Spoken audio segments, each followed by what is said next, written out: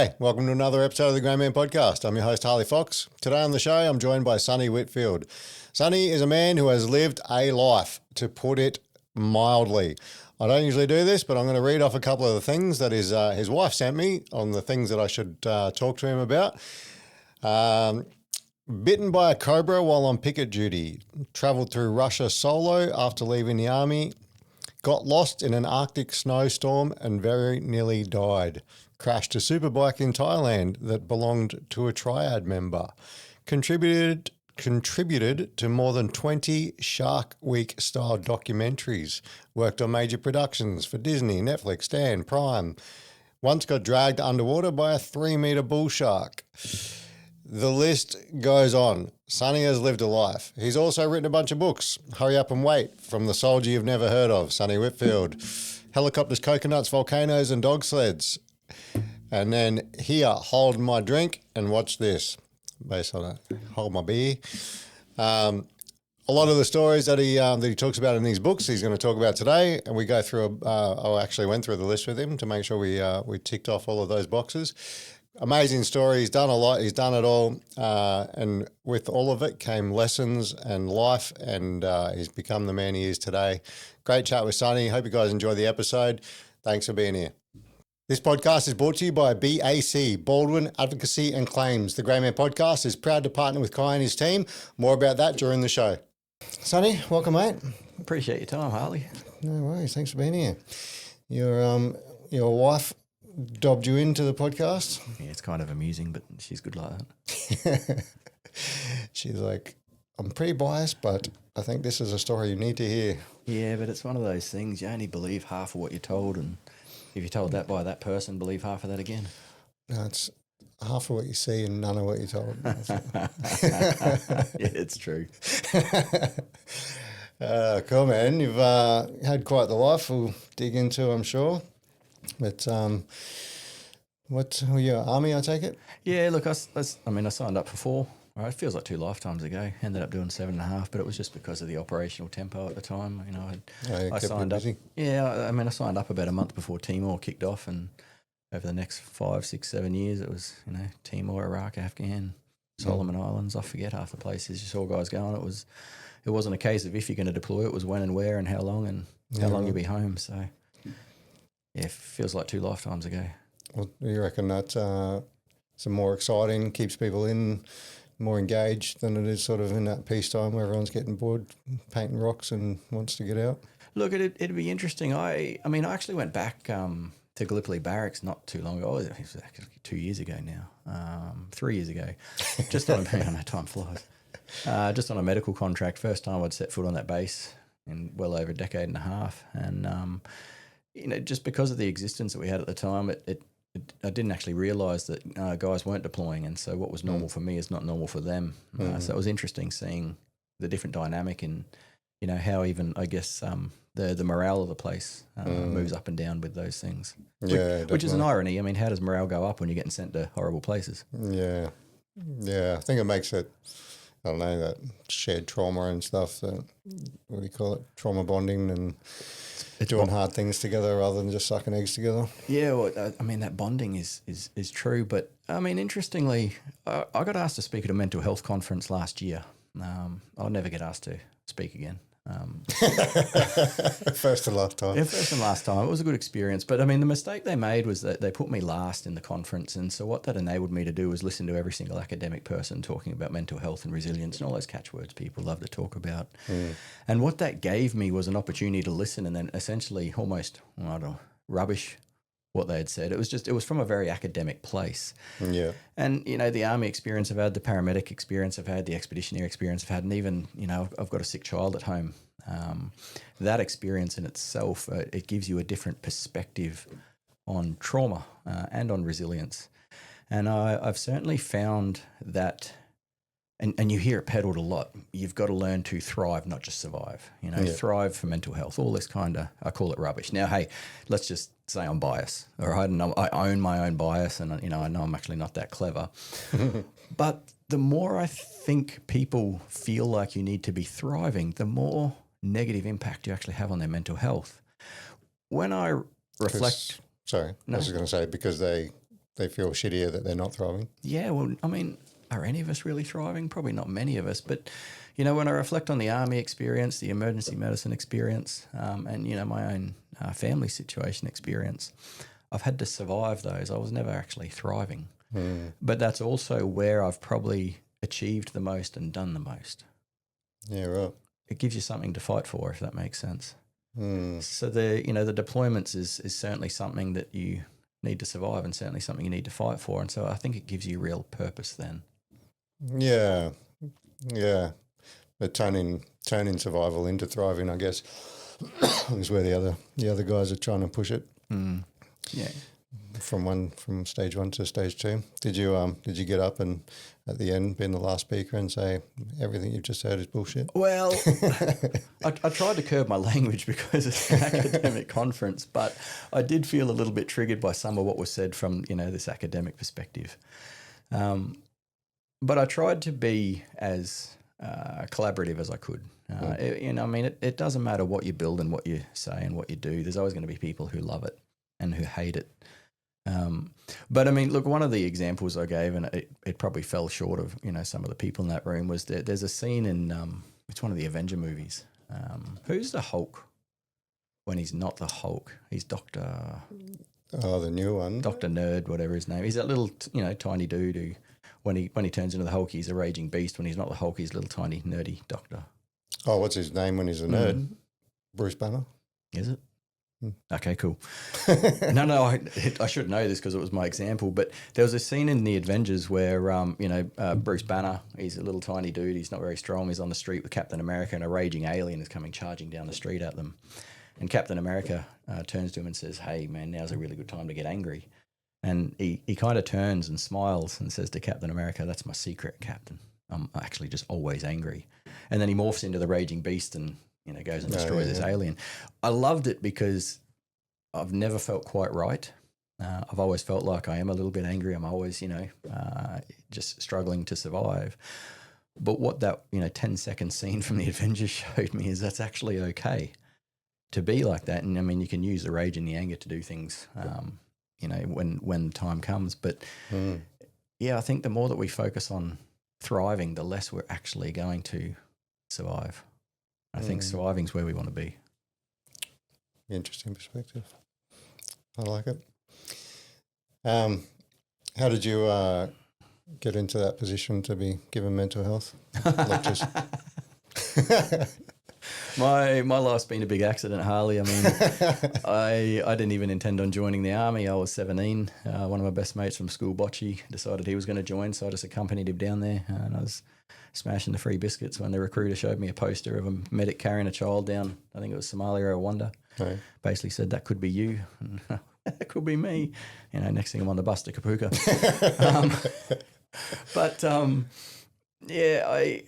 Things have been deliberate, but they've also not been. I've moved, from army to expeditionary work to emergency medicine and paramedicine. I've then shifted into an academic style setting, which, each one of those experiences have certainly taught me a lot and exposed me a lot. But they've also opened the network wide open. It's given me far more opportunity. The more people that I can meet, the more people I can associate with, the more opportunities are potentially on offer. But there's also, there's not many people with a similar experience to someone who has served, whether that be Army, Navy, Air Force, even police, paramedic or fire. There's a very unique cohort of people that know what it's like to serve on the front line of something. And I still amuse myself because I went from a front line where we're camouflaged and trying to hide from everything to a front line where I'm glowing and need to be seen by everything. Each one of those has got pros and cons. But I think, too, sometimes people assume because of your experiences, you're going to have something formidable to offer. And so I was asked to speak at that mental health conference because of the background I'd had. Okay. But I also feel that they also knew my story. It's something I share openly, and it's not something I try and hide. We don't share it to make people feel sorry for us. It's just we live it every day. But our little girl was diagnosed with a rare cancer when she was 2. Yeah, right. Your whole world shatters when that happens. But she's also got a disability that doesn't exist. So she's got hypotonia. She's got unsteady gait. She can't talk properly. She'll never potentially be able to self-care. So as long as she survives, and she got to 11 this year, so she's been battling for about 8 years.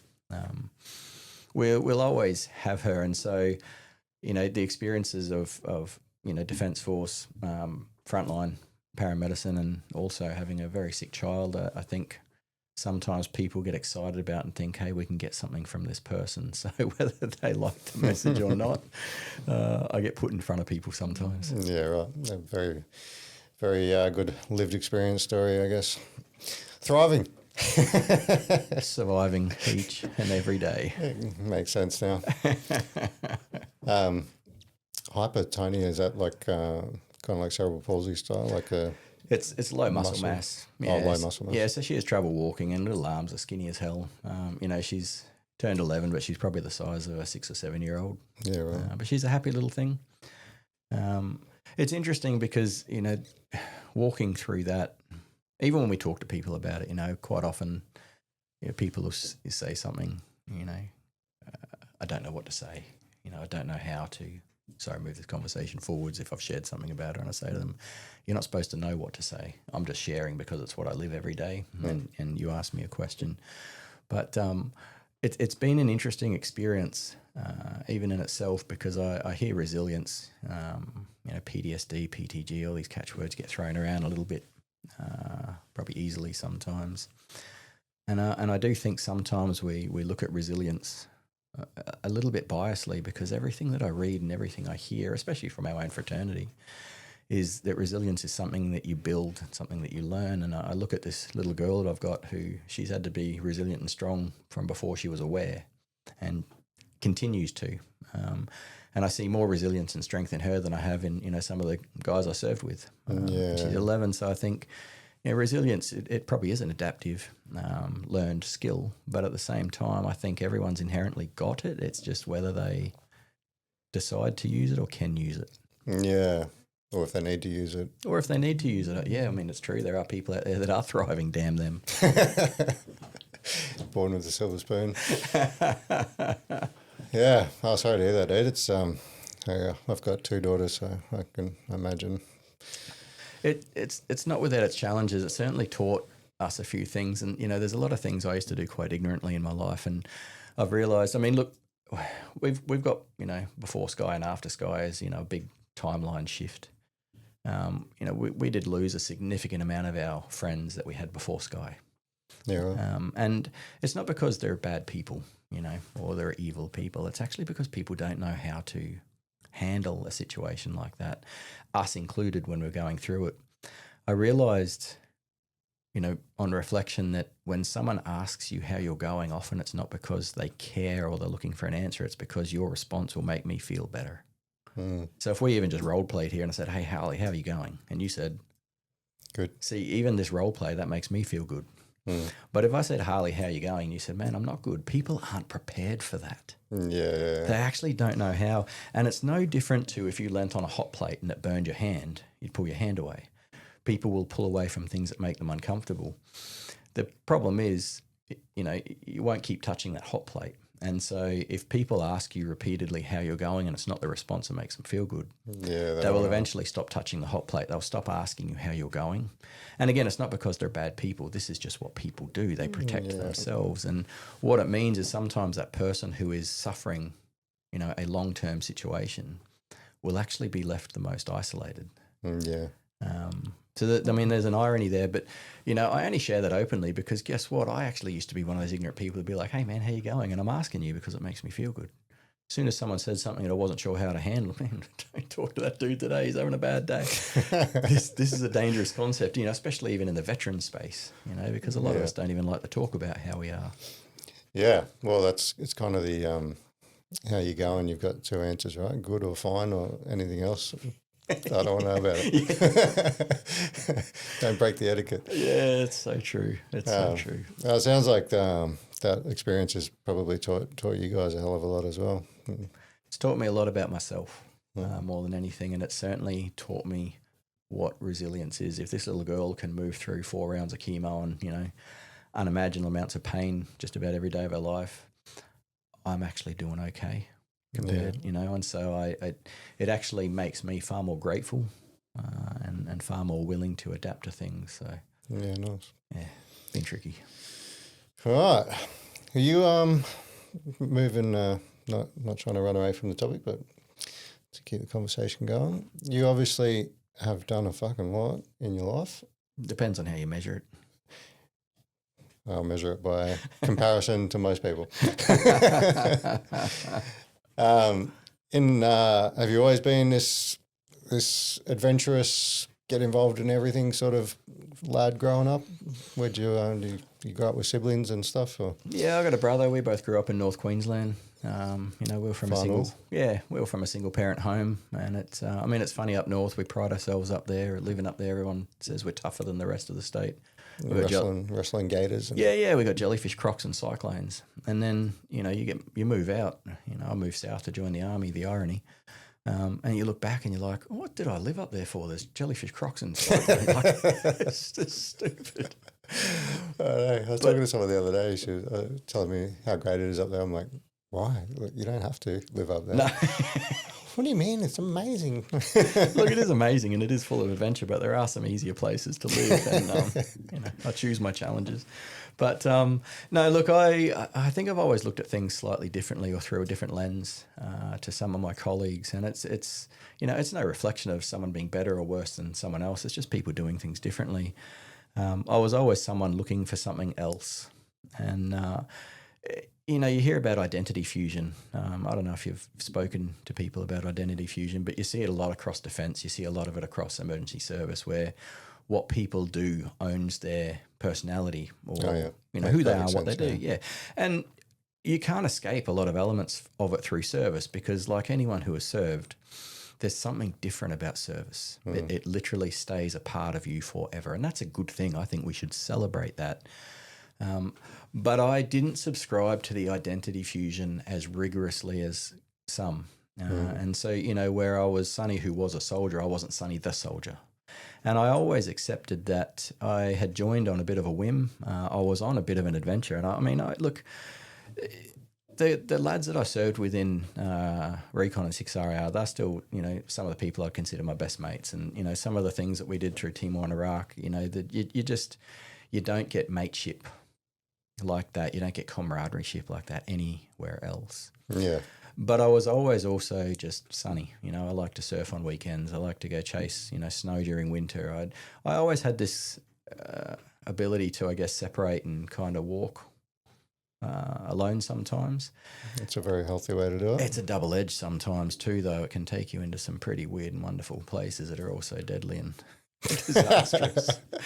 But it's a healthy way to look at service, though, for sure, because the identity fusion is part of the biggest problem, and when that soldier becomes the broken soldier, then that's a pretty hard thing to shake. It's a hard thing to shed, that's for certain. And interestingly, I count myself really fortunate though, Harley, because I can literally count probably half a dozen people who have really influenced my life. And one of those was a very eccentric, reasonably wealthy Irish adventurer, Jamie. Both him and his wife, Mary, I met them not long after I'd left the army, but he took me on some pretty weird and wonderful adventures. He's the kind of person that will be sitting around a fire and, look at a map of Greenland and decide he wants to try and kite surf across it, having never kite surfed in his life.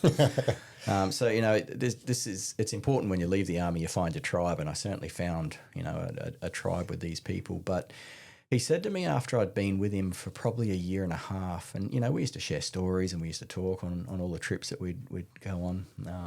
He took me clay pigeon shooting in an old castle in England once because, some other rich folk wanted to. It was brilliant. But he said to me one night, he said, hey, you're really obviously proud of your service. And I said to him, well, it's from 17 to 22, that's all I did. He said, it's good, you should be. And, the places you served, the things you've done, you should be proud of, but don't let it own you. He said, there's always something to do that's going to better that or be that next story. And it's interesting because I kind of took that literally as it's true. I was really proud of what we had done and what we'd achieved and where I'd gone. But what was next is where I really started to look at. And just those simple words made me start looking at, places like the Arctic or the Himalayas or the Horn of Africa. How do we get there? How can I explore that? And so it kind of opened up a whole new way of looking at my somewhat directionless life at that point is, what am I going to focus on for the next couple of weeks? What am I going to focus on for the next couple of months? And what's big I'm going to focus on for the next couple of years? And once I've achieved that, I can ride that wave for a little while, or that's if I succeeded, because there's plenty that I didn't. We'll sit in that misery for a little while. that eating humble pie for a few weeks, and then what's next after that? And I think it gave me just a new way of approaching my future. Were you married at the time? No, I wasn't. And the first, 3 or 4 years after the army were really, they were unique and interesting because I could do what I want, when I want, how I want, with who I want. And I didn't really have anyone to answer to at the time. I did meet, who's now my wife now, while I was on one of those adventures and traveling, and we actually teamed up for a couple of years before we decided to settle in Australia. Okay. And the interesting thing is, I think because of a lot of the experiences that we shared together, the adventures that we shared together, they've also built a much more resilient relationship for us now that we've got a sick child, and we are literally, without sounding misery, it is like having a ball and chain, like we had plans, we had, a different future, and now we've got to stay within 30 minutes of either the Gold Coast Hospital or Brisbane, because that's where she can get treated rapidly. Yeah. But those experiences, I think, have enabled us, just to maintain that little bit more normalcy. It's a lot of fun to reflect on things that we tried, things that we succeeded, places we saw. Yeah, nice. When you're saying you were seeing the recruiter bought a picture of a soldier carrying a child. I assumed you went medic. Did you go infantry? Well, this is one of my first life lessons at 17. Read the fine print. I thought I'd signed up as a medic, but just to describe how ignorant I was at the time, Harley, I didn't even understand the difference between an officer and an enlisted soldier. I didn't understand the difference between a corps. I knew nothing about the army when I signed up.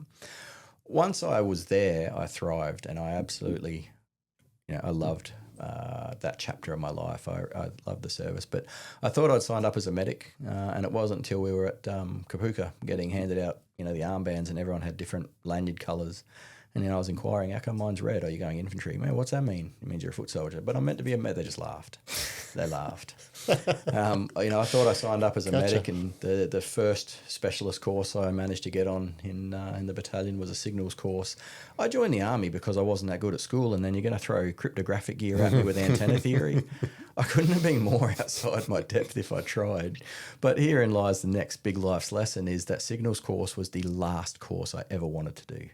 I literally just wanted to sit up the back and crack a temper tantrum. It's the last place I wanted to be. But that signals skill set, thank God I passed,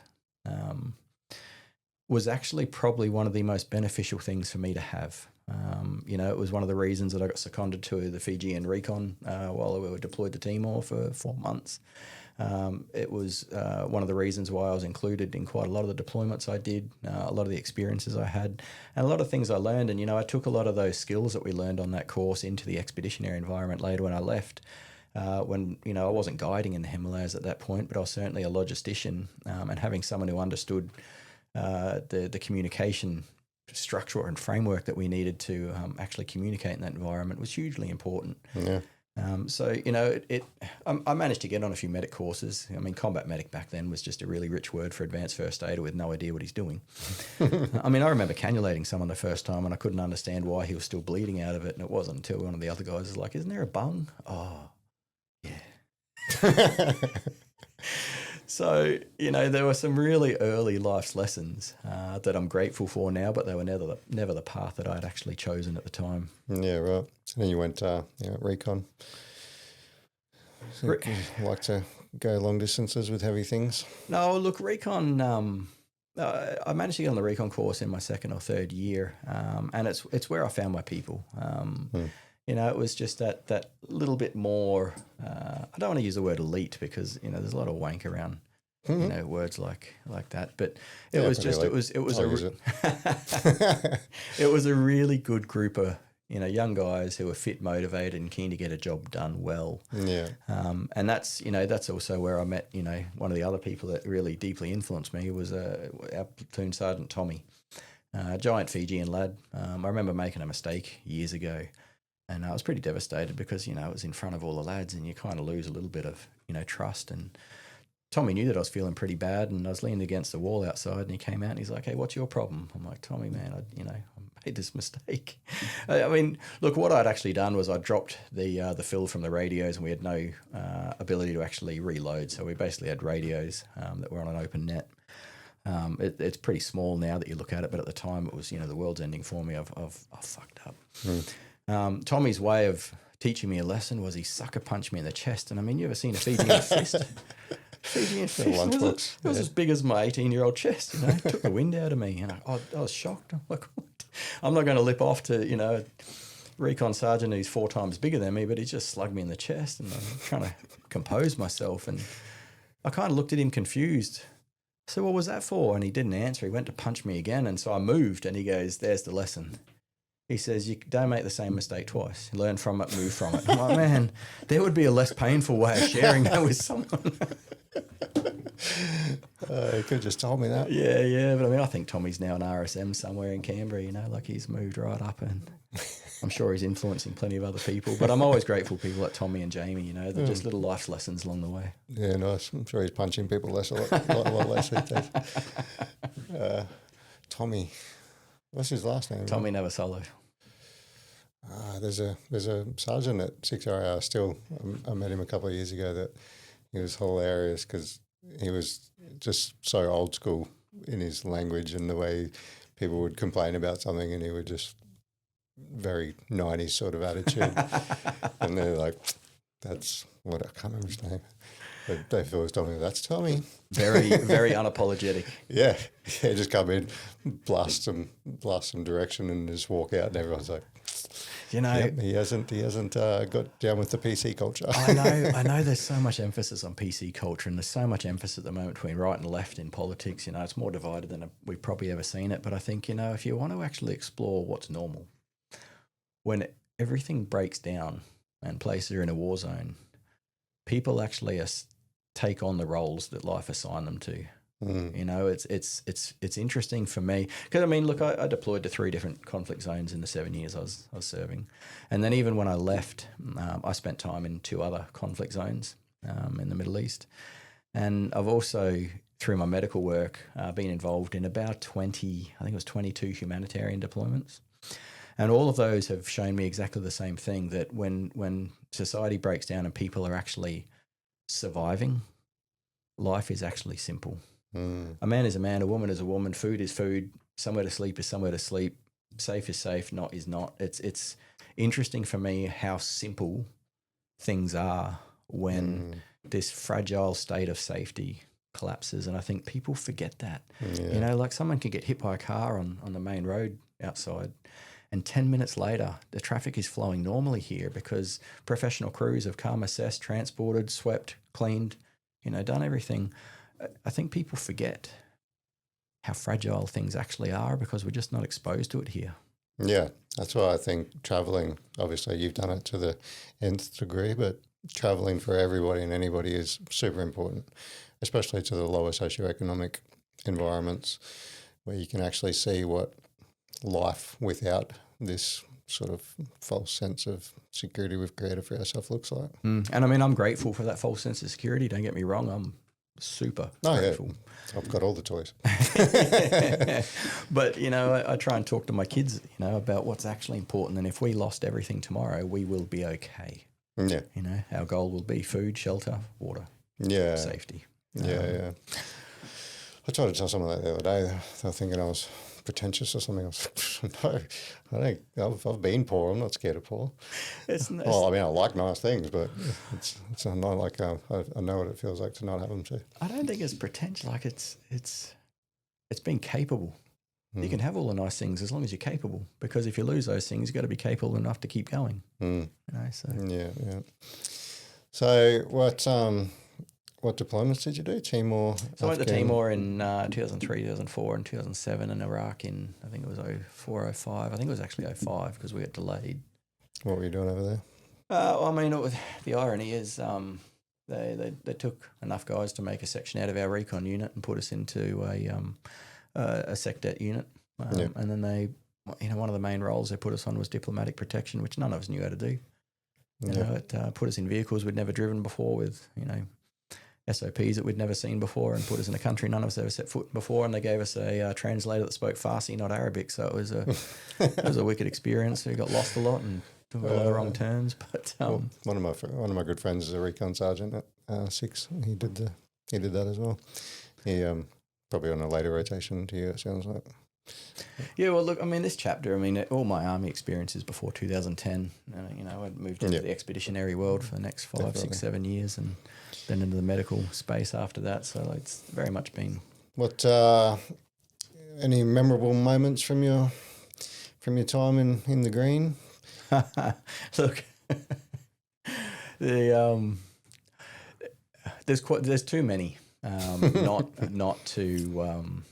Not to have a good chuckle at or a good laugh. It's, you and I were talking even just about, the unheard stories. It's part of your podcast, and I think it's so important.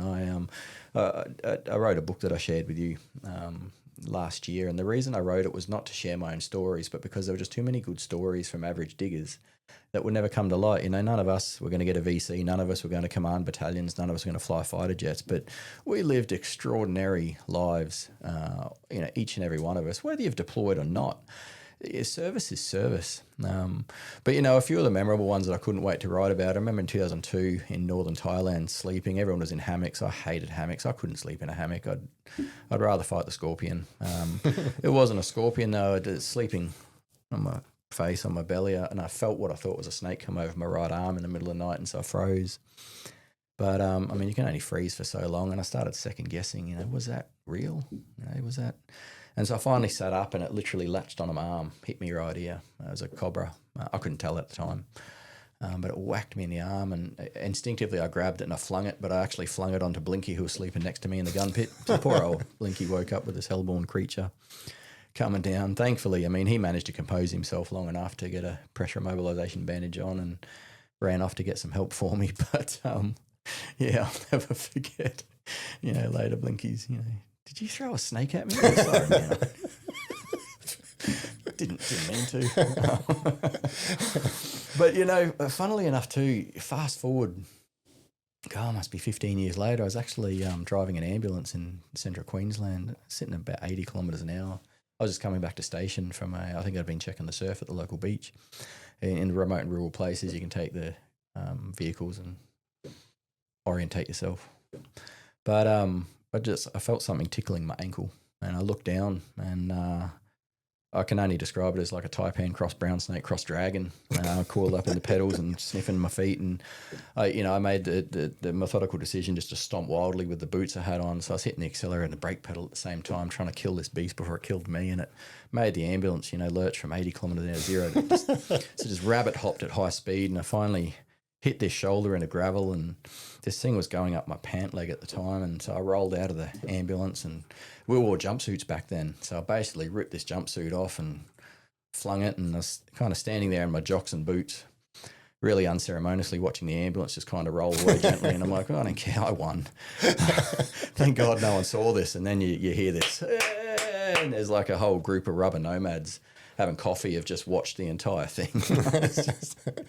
So it's been interesting even writing stories, because I've written quite a few books now from different chapters in my life, but so often the stories that people want to hear, or the ones that you're going to tell, are not when everything went well. Yeah. It's never the hero story that's even received well. It's always when you're in a lot of pain or a lot of trouble. Yeah. They make the best story, never at the time. You just don't want to be there at the time, but later on, it's always the best stories. Yeah, 100%. Everyone loves a good comeback story, or even just a story of everything was fucked. Yeah. It's kind of a human nature. We always love it. There's always a lot of negativity and sort of upstorying the person's, that's not even near as bad as what happened to me. Wait till you hear this one. The old one up. The one upping, yeah. Yeah, but I mean, it's a lot of these experiences too. It's funny the way they've, shaped and morphed and moved into other things. If you'd told me 10 years ago that any of these experiences would have taken me to film sets and things like that too, I would have laughed uproarious at it, because I mean, that's a closed society, that you can't even break into. But it's funny how, starting at something as simple as an infantry soldier in the army can take you on this trajectory that you sometimes you can't dream of. Yeah, for sure. It's funny they talk about the chapters and considering the army a chapter in a book and moving on to the next one. Literally talked about it in that podcast that was released yesterday. Is that right? He was asking me the key to success, and I was like, your life is a book, the army's a chapter. Just when you finish the army doesn't mean the book's shut. It just means you need to move on to the next chapter. It doesn't even mean you can't reread that chapter. It's just there. But it's interesting, hey, because that's also one of the strategies that's helped my wife and I move through having a sick child is life is about chapters. Some are short, some are long, some are good, some are bad. Yeah. But they're still chapters. You can still close them and start a new one, or just having the courage to start that new one. But yeah, I was actually, I'm gonna have to listen to that because I'm actually one of the draft books that I'm writing at the moment is called Chapters. Yeah, nice. And it's literally talking about that as almost a psychological strategy for survival. Yeah, it's just having the ability to close. Well, there's so many, right? I mean, I don't want to repeat the same story as the podcast yesterday, but everything's a chapter. Childhood, school, high school, army, jobs, relationships. Mm-hmm. Like you gotta look at it like, yep, that one ended. I'm not going to do that again. For many reasons, I can't do that again. But what else? What's next? Can't do that again. Fuck it. Yes, can't do that again. What's next? Can't do that again. I sit here and wallow in my sorrow. But you can mourn because sometimes things have a massive impact on you, and it's like a loss. You're grieving a loss, but you need to put your boots back on and get out there. I'm 44 this year, Harley, and Me too, mate. I've had a couple of those just unwarranted and unwanted experiences. Just Easter gone by. I said to the kids, come on, we're going to go to Sunday service. It's Easter. What? No, let's just go. We're going to go. And, inside that congregation, it was packed because of dumbasses like me that go once a year. So there was nowhere to even sit. And so, I've got my 4 kids, and I've got my 2 girls in my arm. And, I mean, the places we slept, right? I'm in this congregation. I'm like, well, that carpet looks about as comfortable as anything. And so I go and plonk my kids on the floor. We're cool. We're here. And this girl next to me looked horrified, and I initially thought, who have I offended here? I thought there's a place of forgiveness. But she was actually horrified because she was trying to give up her seat to me, and I was confused. I'm like, whoa, no, I give up my seat to you. And then I realised she's not seen me. She's seen an old man sit down with 2 kids on the floor. Because she must have been about 20. I'm like, oh, you bitch. Like, what? I didn't need that. Like, the way I perceive myself is different to how you obviously see me. You see her as an equal. We're both young adults. Yeah, but she was born after I left the army. She's an adult, so I'm mourning my youth. I went for a sauna the other day with a bunch of soldiers from 6 RAR because one of my mates is still in there. So he brought a bunch of his new mates from 6. We're chatting, and I was like, I think I was probably in the military before you were born. And, yep, I was correct. I remember an old staff sergeant when I first got into 6 RAR. I was signing a rifle out at the armory, and he just ripped into me because my date of birth was younger than his enlistment date. And it was interesting because I took that as kind of a moment of, all right, I just learned a lesson here. Don't still be in the army if you're not happy when there's kids who are going to be born around my enlistment date. Yeah. And again, there's nothing wrong with people who stay in. We need those people who stay in. We need the career soldiers to pass on that experience. But just not the morale vampires. Yeah, look, sometimes people get stuck and comfortable, and I think when you're comfortable, that's the time to start moving. Start shifting. If you can make yourself uncomfortable, that's where the most growth happens. Yes. But, it's no different now teaching at the university. Half of the paramedic students come through, they were born well after I'd left the army, so I've already moved through a similar experience. But it's slightly depressing. Comfort is a killer of growth. I say comfort is a killer of growth, which kind of makes sense, but I'm sure that's not the actual saying. Do you remember what I it is? reckon you should coin that. There you go. Comfort is a killer. Yeah, copyright Harley 2026. That's words of wisdom. I'm sure I just butchered somebody else's thing, but made it my own. Well, I've used the phrase "get comfortable with being uncomfortable." It's actually I use that as a presentation, and I forget where I even stole it from. I've just made it my own. That one's pretty well. Hopefully, it's well been out there. Stolen that many times. It doesn't matter who stole it. No, that one's all over the place. Yeah, for sure. If you've ever had to lodge a DVA claim, you know how it can feel like a full-time job. Between the endless paperwork, the complex fine print, and trying to navigate the bureaucracy, the system can completely wear you down. That is exactly why we've partnered with Kai Baldwin and the team at BAC, Baldwin Advocacy and Claims. Kai and his team are professional advocates. Their entire job is to step into your shoes, take over the communication with DVA, and ensure you actually get the support and outcomes you're entitled to. You don't have to stress over the jargon or spend months fighting the system on your own. BAC handles the heavy lifting from start to finish.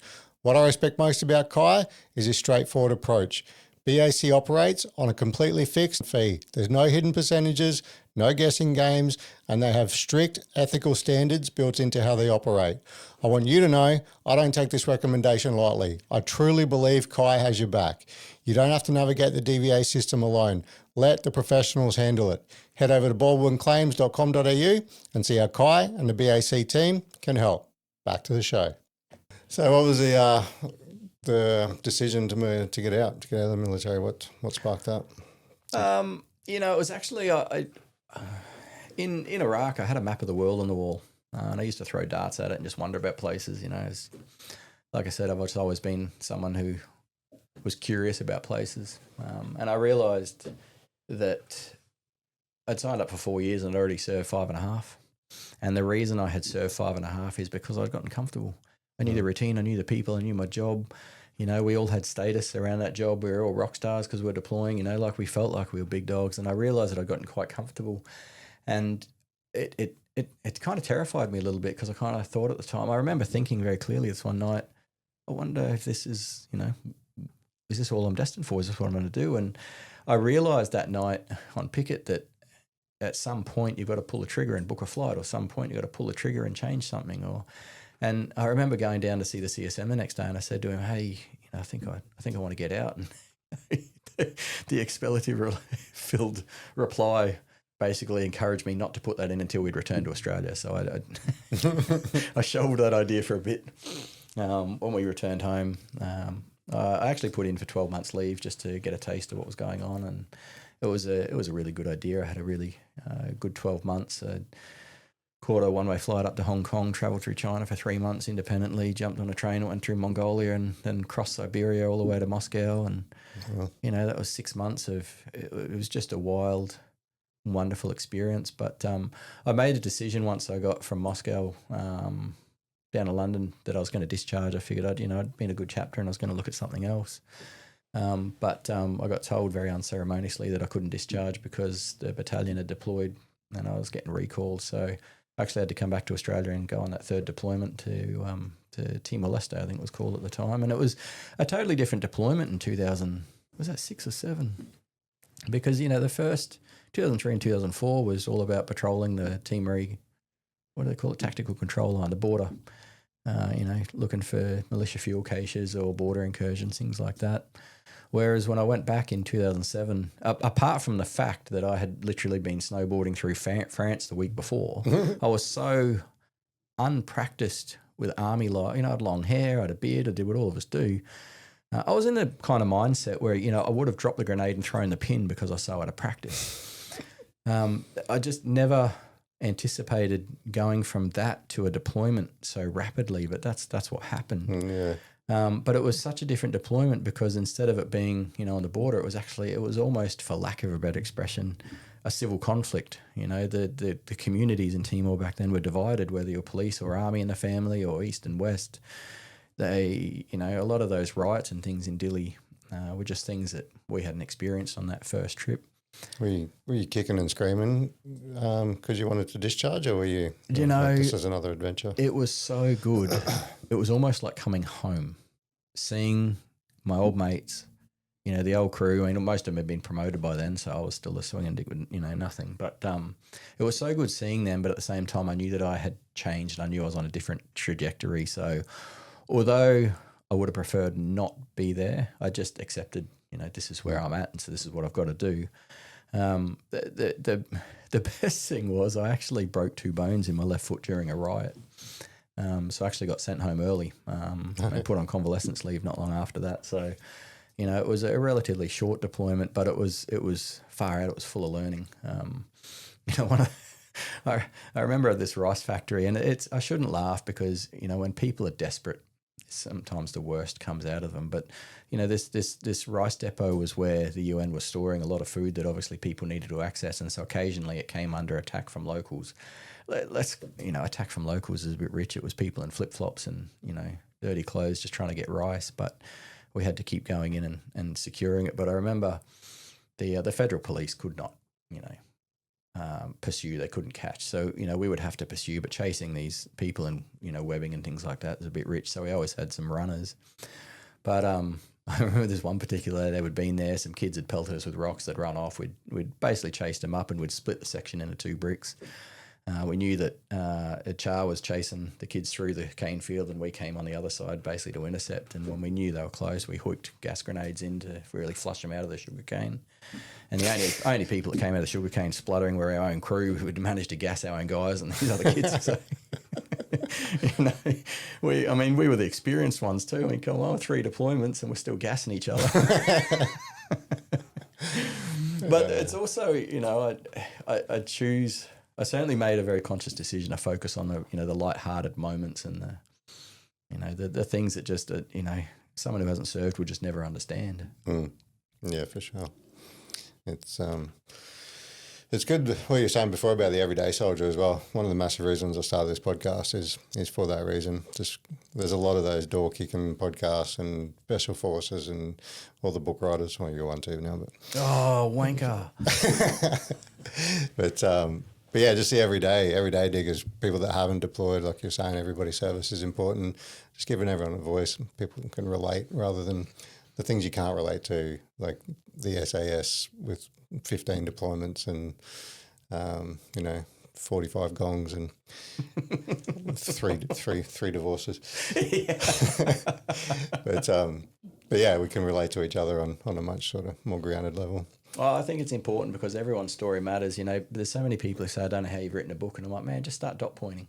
Everyone's story is interesting. I mean, I can't believe people bought mine to read, but, everyone's got a story to tell, and that story will also encourage and inspire someone else. Yeah. So, that's it. I couldn't encourage everyone to write a story, start a podcast, get on a podcast, just share something because it's so important. Yeah, for sure.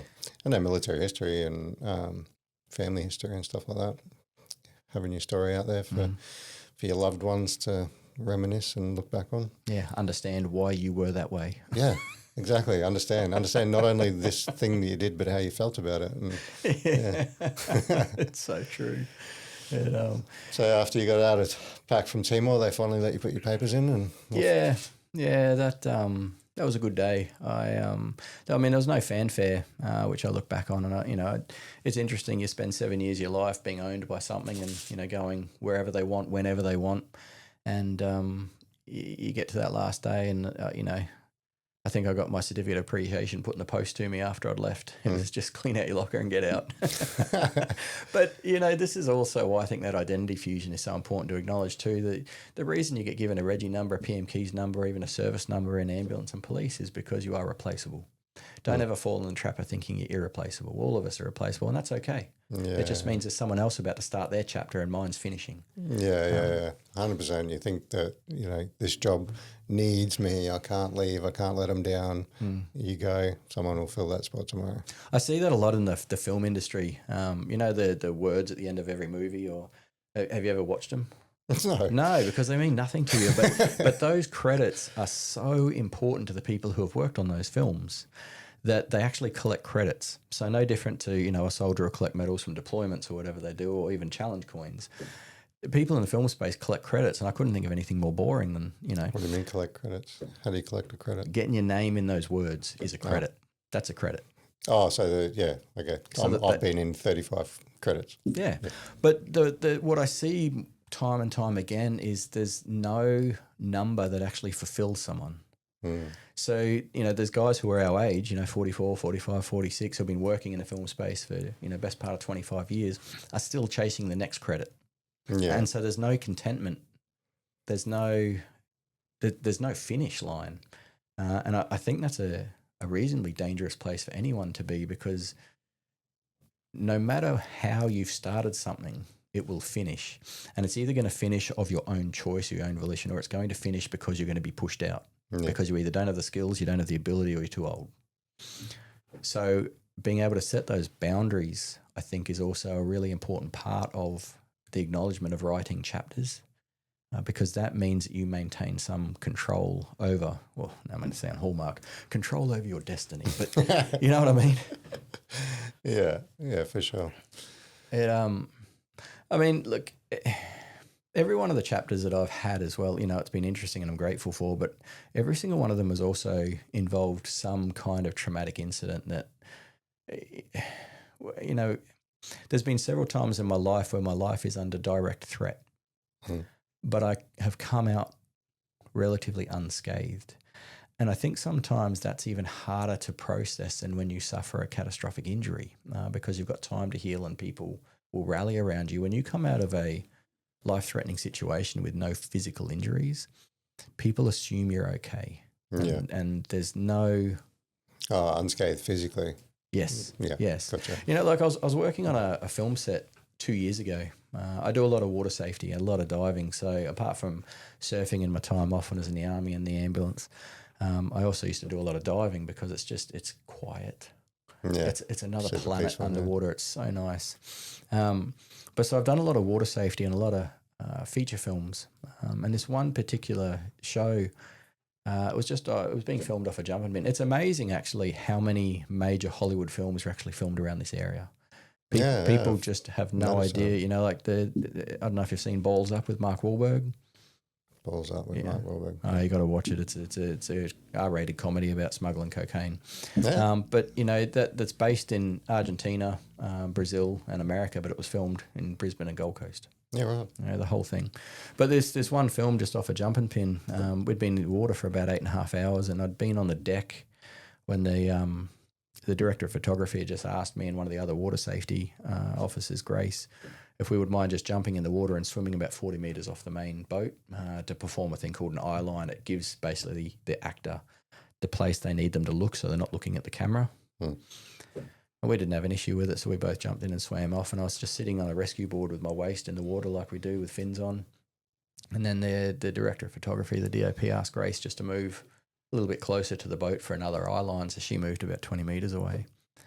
And I just felt a really gentle nudge on my left foot, and it was enough for me to kind of look down, but before I'd even had a chance to really assess what was nudging my leg, it was more forceful pressure pulled on my left leg than I've ever felt in my life. And it's interesting because instantaneously I knew what it was. And it was unique for me because I knew a shark had me. And this entire experience, too, I'll just point out, is probably 0.3 seconds. But during that 0.3 seconds, I knew it was a shark. I accepted that I was probably gone. I started to wonder what my wife would do, what my kids would do. I then got angry and I knew I was going to try and fight the shark. And then I was wondering why I wasn't in any pain because it obviously had my leg in its mouth. And then I felt a pop, which for me was my foot being bitten off. The force, the pressure stopped. I was suddenly able to start swimming to the surface. I felt the pop. I knew my foot was missing. And so I managed to get to the surface. This is, like I said, of 0.3 seconds. Yeah. And Grace was looking at me with dinner plate eyes, and I remember shouting at her, "Get out of the water, a shark just had me." And as she started to swim for the boat, I actually got really hurt feelings because she was abandoning me. That's what I told her to do. But then I turned and I could see Jeff racing towards me on the rescue ski. And so I started swimming towards him. And while I was swimming, I could feel my foot missing. So in my head, you know, it's just, I've got to get to that ski before this thing gets me again. I've got to get to that ski and get a tourniquet on my leg before I bleed to death. There's so many things I've got to do. And when I got to the ski, Jeff hauled me on. He had a tourniquet out ready. You know, he was shouting, "Where is it? Where is it?" And I remember, I get goosebumps. I remember saying to him, "It's my foot, it's my foot." And when we looked, I still had a bootie on. And I just laughed hysterically like I was drunk. I've never been so happy to see a booty on my foot. But what we realised is as this shark came up and actually grabbed my foot, it missed my foot by about 1 centimetre and it grabbed my fin. And that's what it had in its mouth when it ripped me underwater. Oh, yeah. And the pop was actually my fin snapping. But when I was swimming to the ski with one fin on, You thought you had no foot. I felt like I had no foot. So, every one of these experiences is kind of filled with some kind of traumatic incident. And I don't know if that's why I've shaped and shifted and moved between things in my career. Whether I've done something until it traumatizes me and then, almost subconsciously I'm like, well, done now, I'm going to do something else. I don't know. Because, you asked about when was the moment I wanted to discharge in Iraq. I know that was the week that I was in the turret of a vehicle coming down what they called Route Irish at the time. And I mean, back then they called it the most dangerous road in the world. There's always VBIEDs on it. There's always shooters. So there's always ambushes on it. But as we went under an overpass and we were moving pretty quick, I remember seeing someone throw something at us. And I remember going to instant with the Minimi and I was about to engage this guy that had thrown something at us when I heard Bully on the headset screaming, don't shoot, don't shoot, don't shoot. So I'm okay, well, I won't shoot. But has he thrown a grenade? Has he thrown something? And that's, Bully was saying, we're covered in fuel, we're covered in fuel. And what this guy had actually done was dump fuel on us from the overpass as we went under. And I had never considered that I could be burned alive until that moment in my life. You're on a deployment, you could get shot, you could get blown up, all of these things. But the thought of being burned alive was terrifying. And I've never felt so small in my life until the shark incident. So these two incidents, But you've gone from being a mad dog with an automatic machine gun, and a balaclava and a helmet and, gee, you look like a rock star, to just being a little bitch in the turret because you can't shoot back. Can't pull the trigger. You can't. And you're just waiting for a trace round to, come in or, that next explosion. And it was that week that I decided. Now, it wasn't because of that incident, but I know it was that week. I'm like, you know what? I'm pretty content with everything I've done. It's not a good run. Guys were, there were other guys in the recon unit that were going for special forces, and a lot of them certainly succeeded. But, that was the week that I decided I was going to do something else. Yeah, right. Yeah, and I guess, as you were saying before, knowing that you were moving on to something else, you didn't feel that lost feeling that a lot of veterans have felt, the loss of identity since? I think I did.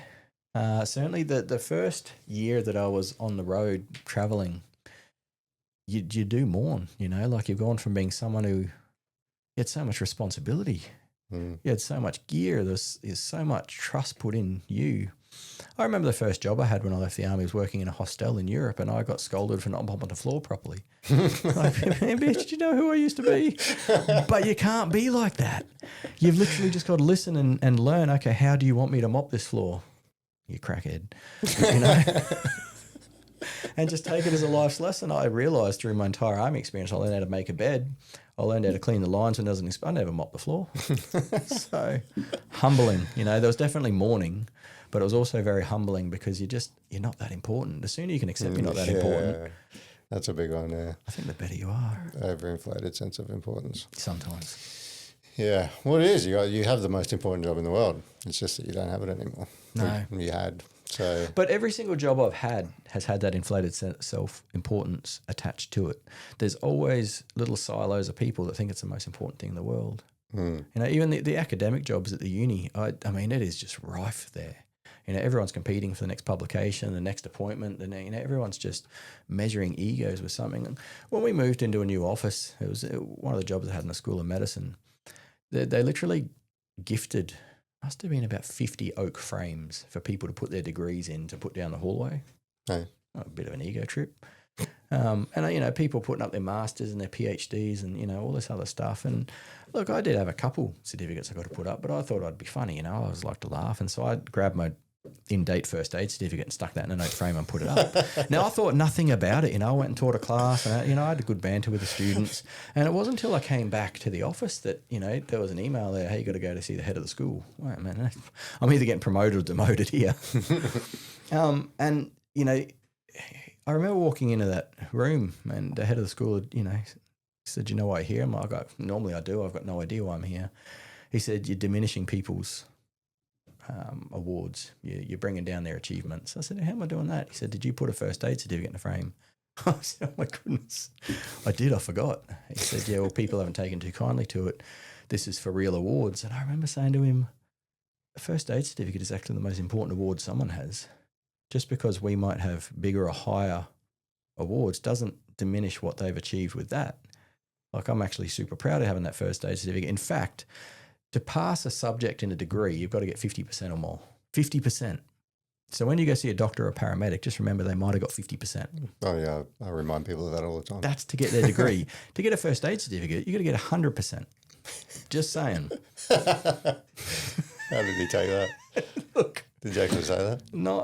But, not overly well. But, the conversation kind of revolved around, well, you're going to take it down? No, I'm not going to take it down. It's not a real award. Are you happy to go on record and say it's not a real award? No, I'm not. Well, let's just call it a real award. This is also probably another reason why I've moved between different jobs.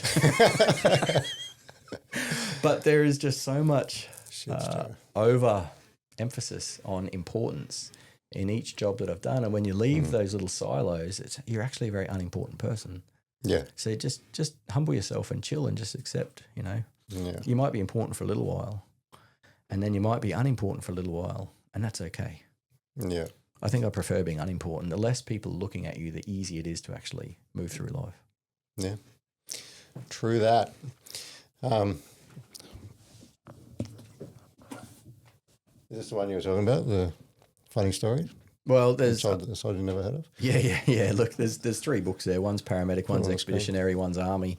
The army one's deliberately hurry up and wait. Well, who can't relate to that? Who can? Anybody that's worn a uniform knows exactly what it means. But the tagline. Why the fuck did we hurry to get here? Now we're just sitting here for 3 hours. The tagline's from the soldier you've never heard of, because no one was ever supposed to hear from most of us. Yeah. But there's so many good stories and life's lessons, I think, that we can take away from all of those little experiences that, it's full of stories that'll make you laugh, make you cry, and it'll piss some people off because they're not shared well. But you know what?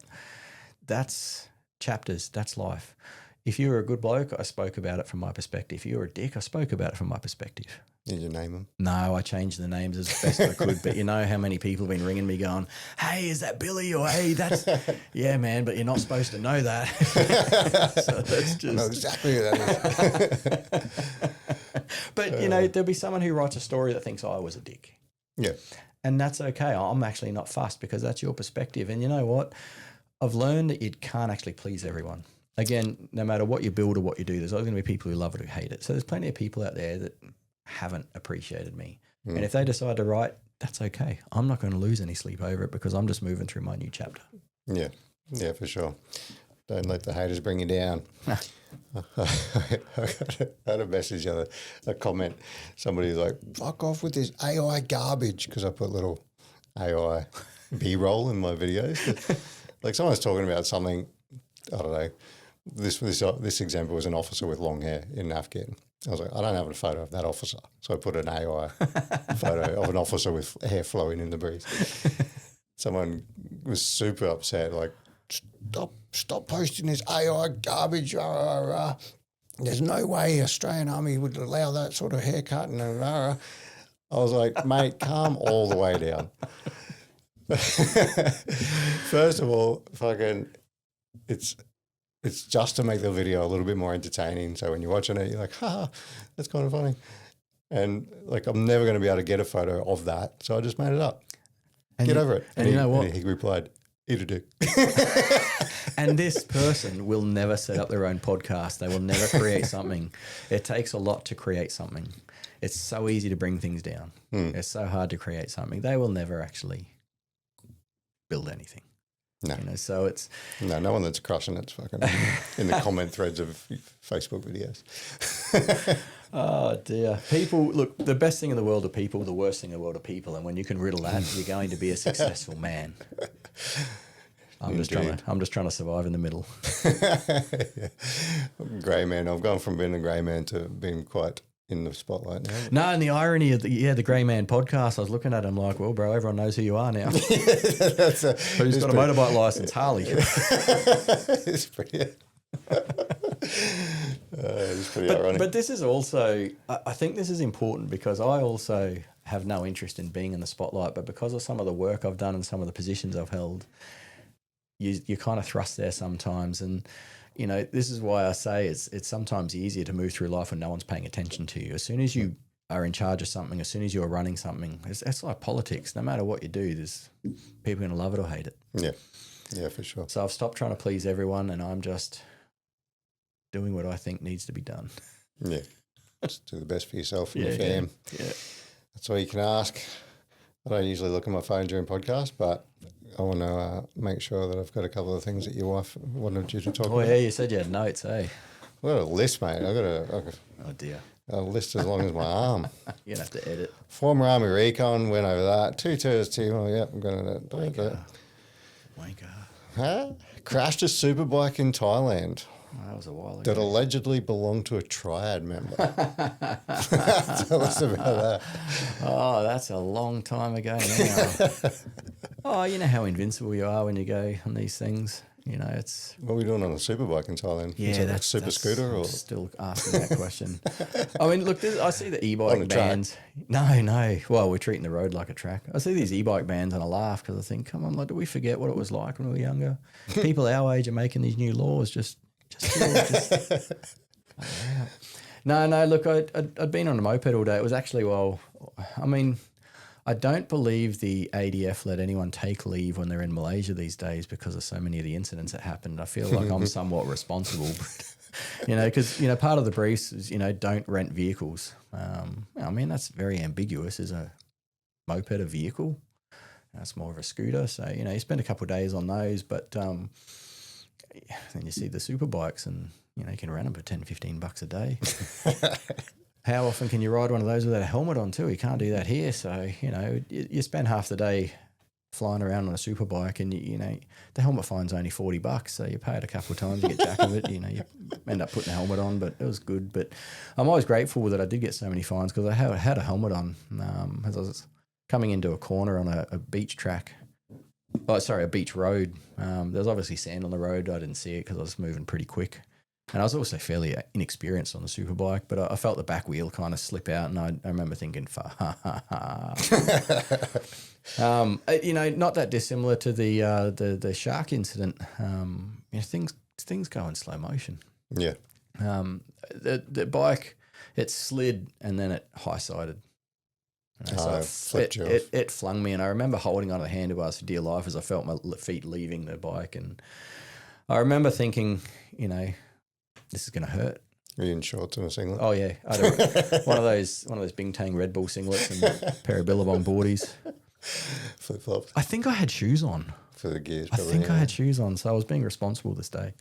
But as the bike high-sided and I went over, I remember getting this really sharp pain in my ribs on this side, and I just remember seeing sparks and dust, and then everything was quiet. And I remember rolling over thinking, I'm still alive. But gee, my back hurts. And what had actually happened is when I'd come over top of the bike, I'd actually landed back on the bike on its side, and it was a foot peg that had dug into my ribs. Yeah. Right. But I'd lost skin off my shoulders, my knees, my elbows. On bitumen. Yeah, I was bleeding from just about everywhere, and I was, you know, certainly struggling to process what had happened. And was it busy? It was there reasonably people around? busy, but an American expat actually was driving past in a ute. And I was grateful for him because there were a lot of locals shout at me in Thai, and I had no idea what they were saying. But he basically helped me. A couple of people helped him scoop the bike into his ute, and then he threw me into his ute, and he took me to hospital and dropped the bike back at the hotel in a mangled mess. But it basically said if you're still on scene when the police are arriving, you're going to be in a really bad way. So I didn't have much recollection of that. I remember waking up in hospital to hear two of my mates, Adam and Nick, arguing with the doctor. And I remember Adam, you know, rushing over to the bed and ripping the IV out of my arm and saying, we've got to discharge you. We paid for everything, but mate, you got the Thai police looking for you. I think the MPs know what's happened, and the bike belonged to Triad. And I remember thinking, you know, things have escalated quickly. Well, that escalated quickly. Yeah. Why were the police looking for you? Fleeing a scene, crashing a bike, speeding, helmet, who knows? Probably more bribes. Adam took me back to his hotel room where I was just sleeping on the couch. My room was opposite his when the police actually raided my room opposite. because I remember all the guys, peeking through the, oh God, mate, you're screwed. I remember being really quite lonely. What's any 19-year-old soldier do when they don't know what to do? I called mum. Told her what had happened. I knew I was going to cop a berating from her, but I needed some advice. This is on leave. Yeah. The bike was trashed. If you trashed that bike here, it would have been $20,000 or $30,000. I didn't have that much money, so I was looking to flee the country. But they caught up with me the next day when I'd gone for a walk on the beach. Took me back to a house. To say I was kidnapped would be a stretch, but it certainly felt like I was kidnapped that day. But it was there very unwillingly, where they basically said, give us your passport. You're not leaving until you paid us back. So once I had my passport, I've got no choice. So there's another phone call to mum, another berating, and trying to get the cash together. She managed to Western Union me, but back then $7,000-8,000. It was a lot of money. It was back, in Thai baht, it was like 165,000, and most things were done in cash. So I suddenly had this cash in a backpack, trying to drop it off to the triad. And Jesus God. yeah, it was. I had a mate with me, Bobby.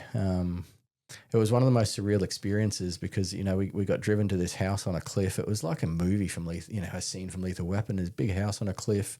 There were fast cars all parked down the driveway. The dudes in business suits with pistols, and there were bikini girls splashing around. There was all kinds of powder and drinks at the bar. And I remember sitting inside with this bag of cash thinking, how stupid could we be? Like, we've just brought this bag of cash into this house. We're never leaving. But the main guy, the head hunter, whatever you want to call him, thankfully, when he realised that we had brought a bag of cash, was actually more amused than anything at how stupid we'd been. And so once he knew that we were paying him back, he actually just embraced us as guests, and we basically. Drink this, drink this, drink this. Well, I'm not offending this dude. So, we basically, for lack of a better expression, partied with this triad through the night until, I saw a window that we could try and escape. And, the whole time I was thinking, if mum knew that she'd paid the money so I could party with the triad and all these, trying to coax Bobby out of there when he's in the spa bar for 3 bikini girls in the middle of the night. We're going to go. What do you mean?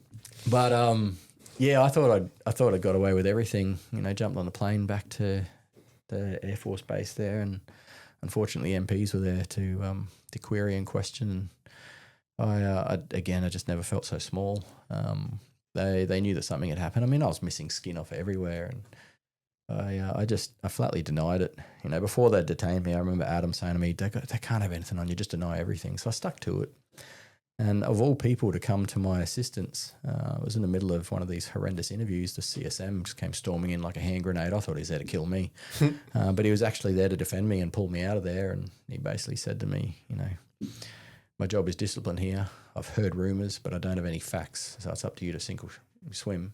Tell me what happened. And I'm like, did this dude just tell me to lie, or did he what the hell? And, it felt like he was saving me from a charge too. And I was saying, is this the dude who's trying to, he normally charges me, trying to, and he said, I'm not here to save you from a charge. Oh, okay. Well, that answered that. I still don't know what to say. But, he went in staunchly defending me. And, a week later, I'm still nursing injuries, but I've managed to get away with this epic, just wild experience. Yeah, I haven't been on a superbike since. Some things you won't go back to. Have you been diving since?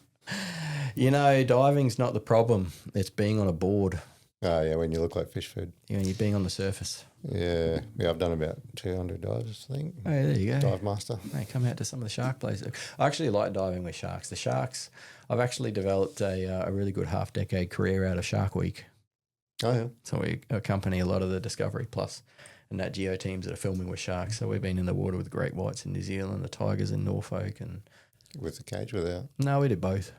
They're both. They're really the teams are really high performance teams. They're probably the best guys you want to be in the water with. Whenever I'm going out of the cage with a great white, I tell my wife that we're going to look at seabirds that day. But some of the footage is wild. Unfortunately, sometimes I've been in the background or I've been on TV, my wife's like, what the hell? Oh, that, let me tell you. Sorry, yeah, that one. But, she's fully... That's not me. Yeah.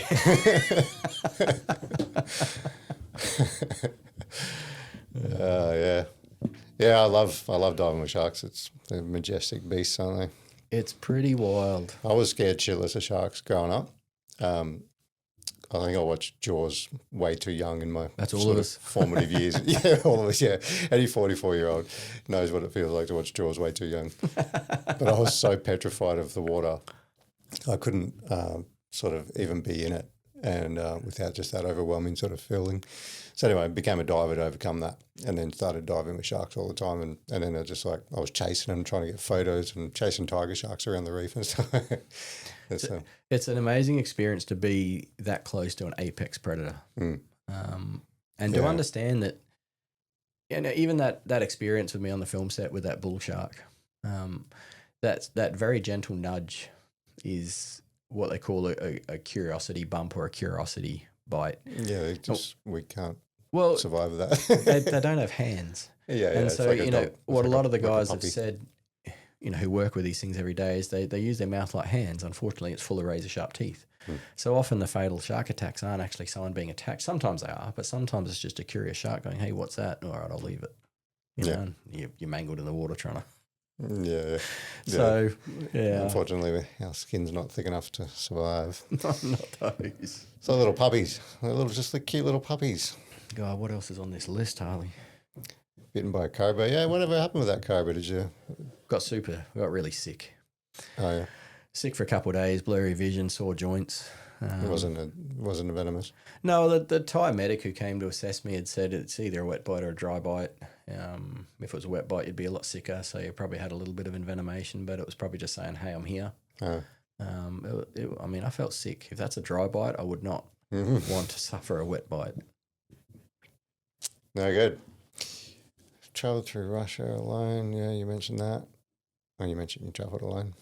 Got lost in an Arctic snowstorm that very nearly finished him off. That was just ignorance at its best. Like I said, Arctic. I had that map in Iraq of just throwing a dart at it, and it landed on a place called Svalbard Islands. It's actually north of Norway, so north of Scandinavia. Polar bears roam there free. I didn't know any of this at the time, but I made that kind of my destination after the Russian trip. Is I want to go to Norway. I want to go north of Norway. I want to go to Svalbard.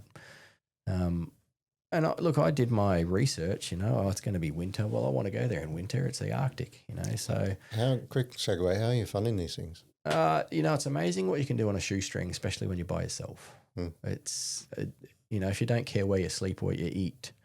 I often also, the kindness of people taking me in sometimes was amazing. Although I travelled by myself, you're never actually by yourself. This instance, I was by myself. But I flew into southern Norway, and I remember getting a bus ticket to Hammerfest. No, I'd gone halfway up the Norwegian coast, and halfway up is where I got the bus to Hammerfest. This bus literally goes onto about 10 boats to go across fjords and things like that. And I remember taking a photo on an old film camera because the bus had a snowplow on the front of it. How often do you see a snowplow on the front of a bus in Queensland? Never. Now that also shouldn't have been an alarm bell. Hey, there's a snowplow on the bus. It must be pretty cold. But I had my -10 jacket. I had a -10 sleeping bag. I had army issue socks I'd flogged while we were in Iraq. I thought I was prepared. When I bought the ticket to Hammerfest, the girl selling me the ticket said to me, "Look, I don't think you're going to make it. The weather's not good. Can I sell you a ticket somewhere else?" No, I want to go there. And, the fact that she felt the need to accompany me down to the bus herself and talk to the driver on my behalf is another alarm bell that I kind of missed, because she basically said to the bus driver, he's bought a ticket to Hammerfest, and the bus driver kind of laughed and said, "We won't make it. The snow's too deep." And I'm like, look, this has been, my lifelong goal. Is Hammerfest a place? Yeah, it's a town, right up high inside the Arctic Circle. But I jumped on the bus and it was full, and as the hours progressed, and it's dark up there in winter, at all hours of the day. It's amazing. You see the northern lights. It's phenomenal. But the bus was thinning out, and it got to the point there was only about 2 or 3 of us left on the bus, and he was driving and navigating a road that I couldn't see the road because of the snow. And it got to a point where he actually stopped the bus and he said to the 3 of us, "We're not going to make it to the next town, so we're going to turn around." And I said to him, "How far is that?" He said, "It's 8 kilometres." And I kind of laughed. Do you know who I was? We used to do 40-kilometre pack marches. 8 kilometres, nothing.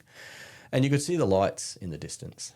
And so I said, I'm going to get off. And he was really insistent, you shouldn't be getting off here. I really can't let you off here. And, the other two locals were trying to talk me out of it, which only just made me egotistically want to reject them even more. And, no, I'm leaving. Now, the other alarm bell I missed is when he was concerned enough that he gave me his jacket. Take my jacket at least. Bro, I got my own. Yours sucks. Anyway, I jumped on the bus, and as soon as the bus departed, I realised how dark it was and how cold it was. But, 8 kilometres. I'll get that done in a couple of hours. Thankfully, old habits die hard, hey? I took a compass bearing to the lights. Like, what a wanker. Let go. You're not in the army anymore. Just chill. Oh, wanker. Anyway, I took a bearing. And to this day, I'm so grateful I took that bearing because I started trudging through the snow, and it was knee deep. I've never been in knee deep snow before. Every single thing I had done up until that point, when you start, even in Singo in winter, you start moving, eventually you warm up. I wasn't getting warm. I was moving, and it was so cold. And then it started snowing. And this is why I became grateful I'd taken the bearing, is because I lost the town lights. And so I was just kind of blindly following this bearing, stomping through this snow and getting colder and colder. And, I'd stop, I'd put on my jacket, I'd put on his jacket, I'd put on other shirts. My bag was getting pretty empty. I had sock stuff down my neck. I was nearly going to wear my backpack. And I was actually starting to get, just that little bit concerned about I'm pretty lonely. And it's almost like, Twilight Hollywood. Just as I'm feeling my most lonely, I hear the first wolf I've ever heard in my life howl. Oh, really? I'd never heard a wolf howl. I don't know how I managed to be here now.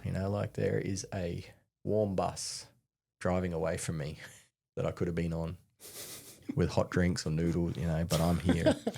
So I'm still blindly stumbling through the snow, following this bearing, still cannot see these lights. And I remember I went to move the compass, and my fingers on my left hand weren't working. And it scared me, and so I went to swear, and I realised I couldn't even speak properly, and I had not realised how cold I'd gotten because I had no one to talk to. I was just moving. And at that point, I absolutely shat myself. I could see the headlines back on the Courier Mail, idiot veteran dies in Arctic snowstorm. Wow, everything I've done in my life leads up to this. And so then it became almost like this panicked shuffle following this bearing. I've just got to get there. And I don't know how long I was moving for, but I remember seeing almost a glow. And then from nowhere, I was standing under basically a billboard for a petrol station, like in the middle of the Arctic. That was the light. So there's a petrol station on the outskirts of town. And it wasn't Hammerfest either. This was a town before Hammerfest, a small town before. And I remember staring at it. And under the sign was a thermometer. And I remember it said -52. What? Yeah. So I didn't even know it got that cold in the world. There's me being well prepared with a -10 jacket and -10 sleeping bag. It's -52 degrees.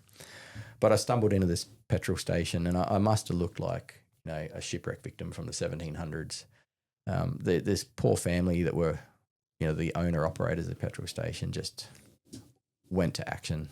Who knows where this guy's just come from, but he should not be outside. No locals are outside when it's that cold. Did you get frostbite? Yeah, I my fingers and my face were on the verge. They were both probably the worst, but I didn't know at the time because they took me in. They took me out the back where there was a fire. They stripped me down.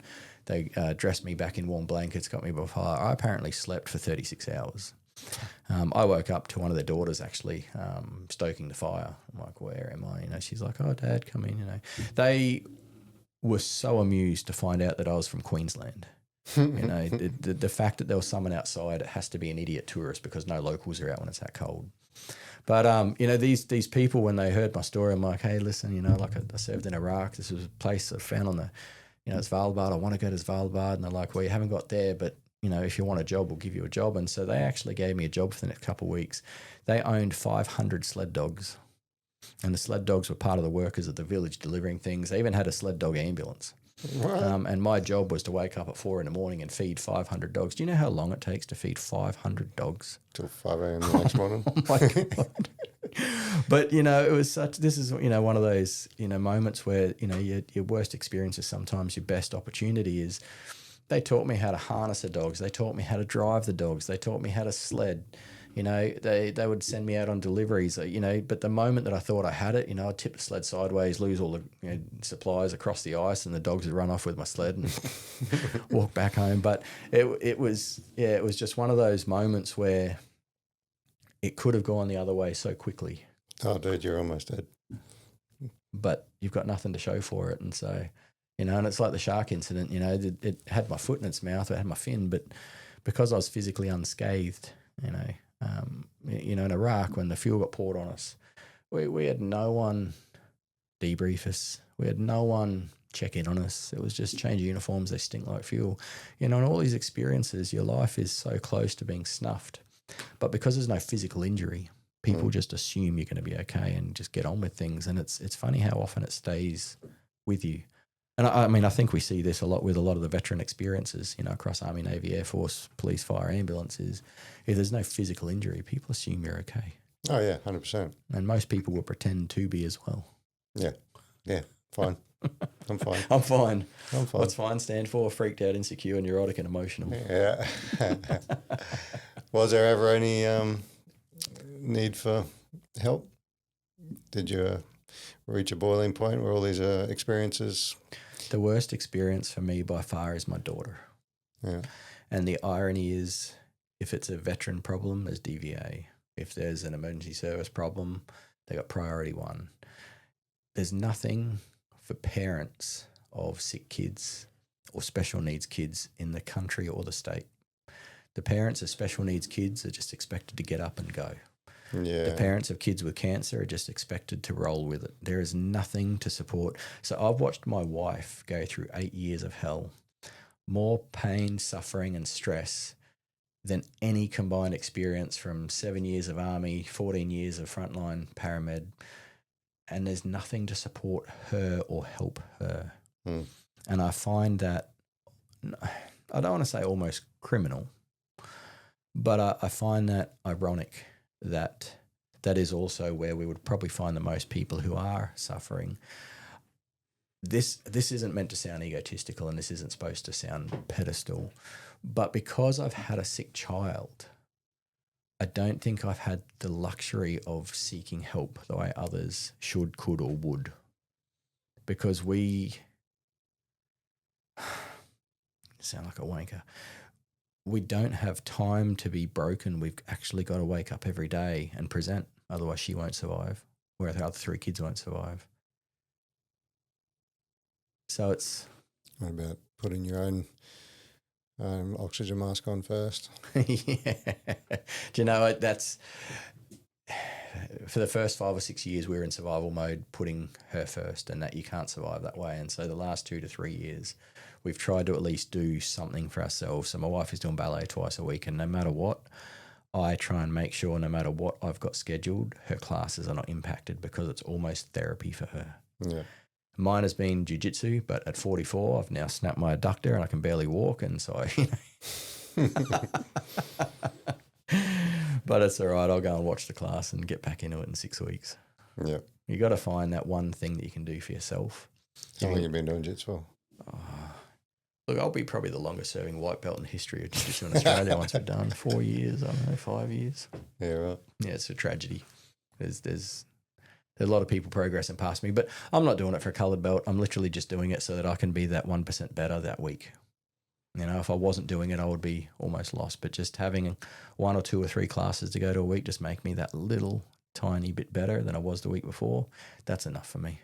Yeah, I struggle. I do jiu-jitsu as well, Muay Thai and jiu-jitsu, but I've only got time for 1 jiu-jitsu class a week. I'm a blue belt, but oh my God, my fitness struggles. The 40s. No mat fitness. I was getting handled. I was rolling with someone last week. I had to go Tuesday. And I was like, God, you seem young. How old are you? He's like 22. I was like, checks out. Fucking so much energy. Slow down. It's so good. Remember being that age, Harley? Yeah, I feel like I still am mentally. The guy that I was wrestling with when I hurt myself, I mean, he did nothing wrong. I did nothing wrong. It was just unfortunate. But, he'd be 140 kilos, Samoan lad, but I think he was 23. You know? Oh, really? He's a front rower that you just don't want to be playing against. I mean, when I had him in guard, my feet couldn't even connect behind, and that's why I was actually moving in another position when he folded me in half, and I felt the pop, and I crawled off the mat like a bitch, tapping out. Oh, no. Yeah, they're scary. White belts, big white belts are some scary people. That's my next chapter. Medic on expeditions around the world. Kind of alluded to that a few times, and working on like National Geographic Discovery expeditions. How did you get into all that as a paramedic, or? Yeah, I mean, it's a combination of, everything. There's no course out there that'll teach you how to do that role. Wherever people go, medicine must follow in some way. People always need support. And the people who are pushing probably the envelope of the boundaries are either researchers or the film crews who are producing something, no one's ever seen before. And so you've got to figure out how to deliver, industry best healthcare in an environment where you can't procure things and you can't order things. You've just got to be able to adapt, improvise, and essentially deliver. You need two of us in case one of you goes down? No, well, often there's no budgets for that. Yeah. And everyone on the crew normally doubles as something else. So although I've got a clinical skill set, sometimes I'm there as a safety diver or a skipper or a climbing guide or, a driver. There's always another role to fill. But having that clinical skill set then also, doubles down. But, that work has taken me to some of the most amazing places on the planet. I'm eternally grateful for some of those, but it's also, I heard Denzel speak a while ago about his success, and he was saying he's always grateful for the luck that was afforded to him, because you need a certain amount of luck. Yeah, I think that's. But he said when you are lucky, people then discount the hard work you put in to be in that place to be lucky. Yeah. And he said there's so many people who are lucky but don't do the work, so they balls up an opportunity. Or they've worked their ass off but they're unlucky, and so the opportunity isn't afforded. Never get in the right place at the He right said time. he's worked his ass off to get where he is, but he was also lucky to meet the right people at the right time. Yeah. And I feel like with some of those experiences, I was just really fortunate to meet the right people at the right time and have the right experiences behind me to say, I can do that. Yeah. And it's something that you can't, there's no textbook, will teach you it, like I've had kids of celebrities ring me up and say, I want to cross Mongolia on horseback, climb a Virgin Mountain, base jump off it. We're going to do it for climate change. Like, no, this isn't for climate change. This is just so you can get a bigger following. Come on, man. Like, how are you going to tie that to climate change? We're flying there in jets, for goodness sake. Oh, but we're crossing the steppe on horseback, But, then you basically got to put together the risk assessment and the process for extrication across, a 15-day horseback ride, a technical climb on a Virgin Mountain no one's ever climbed, and then a base jump off, which has both a landing zone and an impact zone. The landing zone is where you expect they will land safely, and the impact zone is where we need to go find them if they don't. And then try and figure out how you're going to extricate that person over the, a reverse engineered route. So it's, this is why I'm grateful for the Army experience, the clinical experience, and everything in between, because it's fed back into this really strange place to exist where, and it doesn't happen all the time. It's not like every week I'm getting a phone call from a new documentary, but it is a nice place to find yourself sometimes when, you'll get a call that says, we need you in the Maldives in 72 hours. What? Shirley, it's going to be a bad job. I got to go. It's going to suck. Yeah. I mean, we had run recently, and I was amused at this is, my military experience is actually what put me on the list from people I'd worked on Red Bull shoots with, but they were visiting 6 of the most dangerous countries in the world. And it wasn't approved or sanctioned by the governments because the film crews were going to go in and actually interview the opposition or the rebel leaders or the cartel leaders, because, they run cities and empires themselves. And so everyone had to have a military background, a law enforcement background, a tactical background, because we're going, the security afforded to the crews on these, it was 3 days in each location, but the security afforded to us would come from the cartel or come from the rebels. It wasn't coming from the government. But that job got shelved as well because of the situation in Iran. And I kind of laughed with the producers. I'm like, you want to put on a show going to 6 of the most dangerous cities in the world, but now it's too dangerous because of a war in the Middle East? Are you really what you say you are, you know? Yeah. So, yeah, it's basically however creative someone is who's got the funding to do it, then needs some kind of medical support, will initiate, you know, a subject matter expert to look after them on that. And what point of your life did you decide to go back and do a degree? Again, my life is an accident. That was never a conscious decision. I'd been working for Queensland Ambulance for about 2 years when they changed the goalposts. And they said, if anyone is going to remain working as a paramedic, you will have a degree.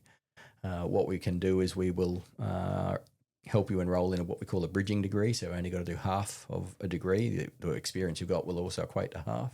Hey. And we will fund 75% of the cost of that if you pass every assignment. So that's what gave me the drive to learn how to study and learn how to write. Was because I had this amazing opportunity. I mean, I did so terribly at school. Those books, they're full of grammatical errors. I'm unapologetic about it because that's me. Mm-hmm. You don't have a copywriter to go through. So to have the opportunity to potentially earn a degree was just too good to pass up. But learning how to do that then took me into 2 graduate certificates and a graduate diploma, and halfway through a master's. I had to finish the master's. I didn't finish the master's because of Sky's situation. And I haven't written that off. But everything I do has got to be for something. I don't want to just do something for the sake of doing it. I want it to direct somewhere. So if I do re-engage that master's, it will be for a specific reason. What's the master's of? Well, I don't know. See, you know, I feel like a fraud sometimes too, because some of the jobs or positions I've had are sometimes probably a little bit above what I'm doing, but there's no one else. Well, there is, but there's limited people with the experience or the spare time. But, you know, the last academic job I held was actually running the Masters of Extreme Environment Healthcare for UTAS down in Hobart. You know, and they're responsible for training the doctors in Antarctica. They're bringing on RFDS and everyone who works in remote and extreme environments. I was running that program.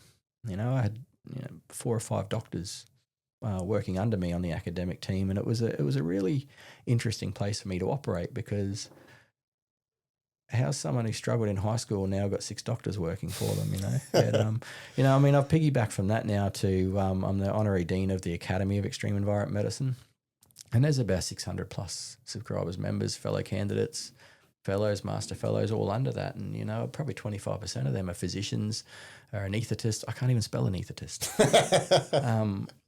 And I don't think they can either. you know, a lot of them are looking to me for advice and experience in how to enter this space in medicine that they want to do. And it's been a very humbling experience for me, you know, as someone who would normally look up to them as, you know, well, they're smarter, they're more qualified. But it, you know, these experiences actually took me to Mars a couple of years ago, not the real Mars. A lot of people are like, oh, have you been to Mars? No, the photos look like it, but no one's been to Mars yet. We haven't been back to the moon since 71.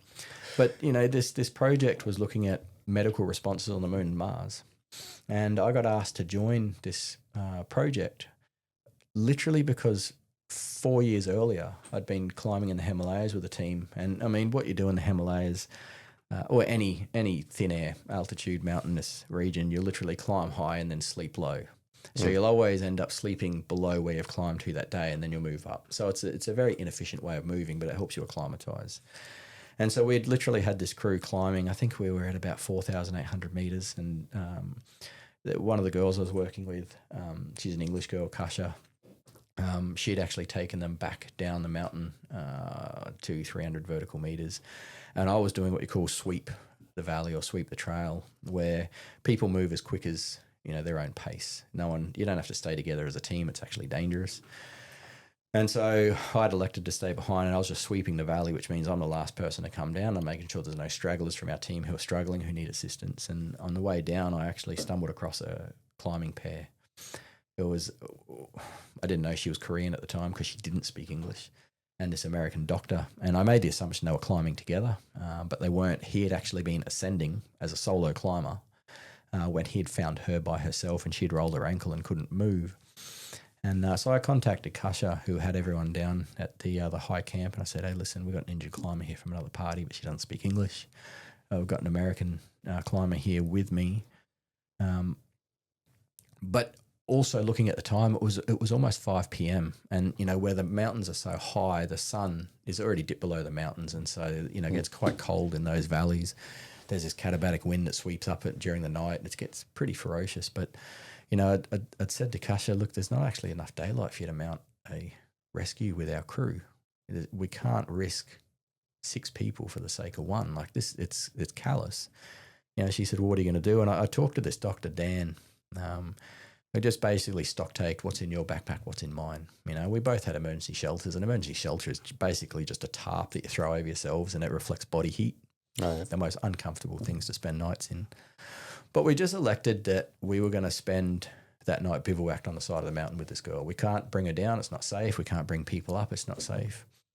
And at altitude like that, it's recommended that you don't sleep. Because if you're not acclimatized, you can, drop into a coma, a hypoxic coma. So, the wind picked up. It got pretty rough. Kasha rung us later, said, hey, there's a storm coming. Of course there is. We rode out this storm, and me and this Dr. Dan just on the side of the mountain were brewing up noodles, sharing stupid stories, laughing, when things got... This poor Korean girl must have thought we were idiots. But we had a fantastic night, and we rode it out. Unfortunately, we both fell asleep. We did the one thing we said we wouldn't. We woke up just before first light to hear the crunch of footsteps on ice, and it was Kasha bringing 4 people up to help carry this girl down. And so we did, and, Dan continued on his way, we continued on our way, and we stayed in touch, but it was 4 years later, he was working for the space program, medical responses on the moon and Mars, and he said, there's a lad I want you to bring in. I spent one of the worst nights I've ever spent on a mountain, and he was just a lad. He'd seemed good clinically, he just kept his head on his shoulders. And so I had to go through 23 interviews. 23 interviews. But I ended up on this Mars medical research team. And I remember the first time we met the crew and it was an international crew. So NASA? Yeah, well, it was jointly funded. There was, involvement from NASA, SpaceX, a bunch of the stakeholders. But, and it didn't have anything to do with us. We just had our priorities. But, there's Dan, he's a physician, he's got a PhD. So technically that's like doctor, and there's other people who are like, oh, I've got done a PhD in astrophysics and in engineering. I didn't know you could do 2, Hey, Sunny, what do you got? Shit. I've got a first aid certificate on the wall back home. But, I was the dumbest person on that crew. But that's the best place to be. Do you ever experience imposter syndrome? Or? All the time. All the time. I cannot describe how often I have felt that. But it's interesting you raise that, hey, because part of our preparation for this month on Mars, and they dropped us in the middle of the Utah desert, this habitat that the mineral composition was the same as, the mineral composition of a place on Mars. They're going to drop people in. There was a guy who's researching how to create Martian concrete with the gypsum that's in the dirt. And so, I'd go out with him and extract this stuff and we'd bring it back to the lab and we'd cook it up because heating up these rocks that we'd smashed up would actually extract the water molecules, turn it like plaster of Paris, mix it with Martian clay and try and make concrete you can make a habitat out of. It was pretty wild. But, while I was there, I was watching him extract these water molecules. I'm like, hey, can you catch that water? And he's like, why would I do that? And I wasn't even supposed to be in the lab. There's so many rules around that scientific lab. One of them's don't eat, wear shoes, all the above. I was barefoot. I had a banana, But, it's just a stupid question. Hey, can you catch the water molecules from that? Why would you want to do that? I'm like, I don't know. We're on a desolate planet and we need water. I could probably make hospital grade saline from it, because, bags of saline can be used to fluid resuscitate someone who's severely dehydrated. You can use it for wound cleaning. You can use it for sterilization, all kinds of things.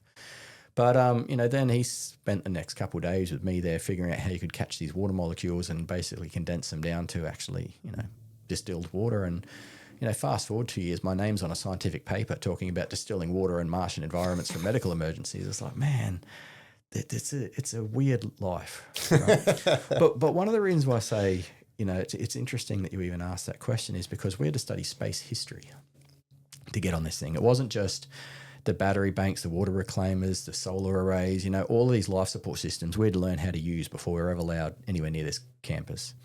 But we also had to study space history, like punch me in the head. I want to study space history. But, 2 things struck me. One is that the first guy, you always hear about the guys who landed on the moon first, right? Neil Armstrong, Buzz Aldrin, everyone forgets about the poor guy that was circling above to catch him later. You know, he was still there. But no one talks about Apollo 8, you know, the first guys to leave Earth's orbit. When they actually left Earth's orbit, they weren't 100% sure they could get back. You imagine the courage it takes to go, all right, Harley, man, we're in orbit. You'll push that button, bro. What's that button do? Takes us out of Earth orbit. How do we get back? Not sure. We'll see. That's ballsy. That takes courage. But the other thing that struck me was this book written by a Canadian astronaut, and he commanded the space station twice and I think 2 shuttle missions. He did 25 years in NASA as a Canadian. And he wrote this book.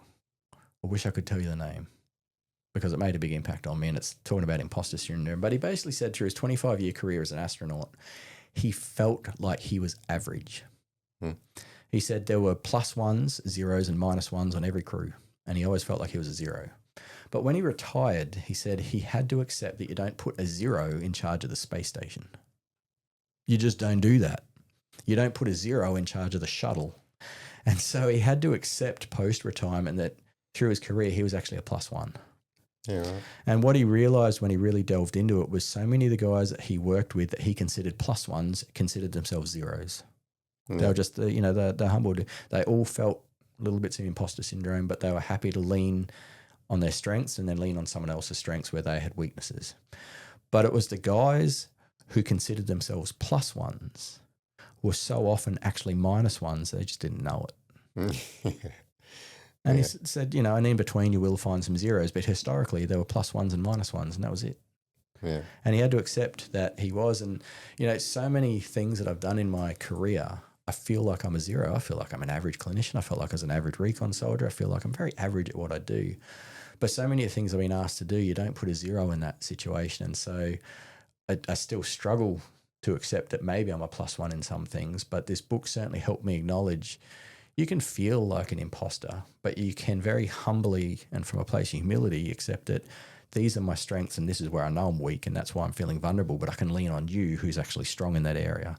Yeah. And that crew mentality is actually what then creates a high-performing team. Yeah. And, when you look at your service in the Army, when I look at, my recon unit, there were absolutely +1s. I always aspired to be 1, but I consider myself a 0.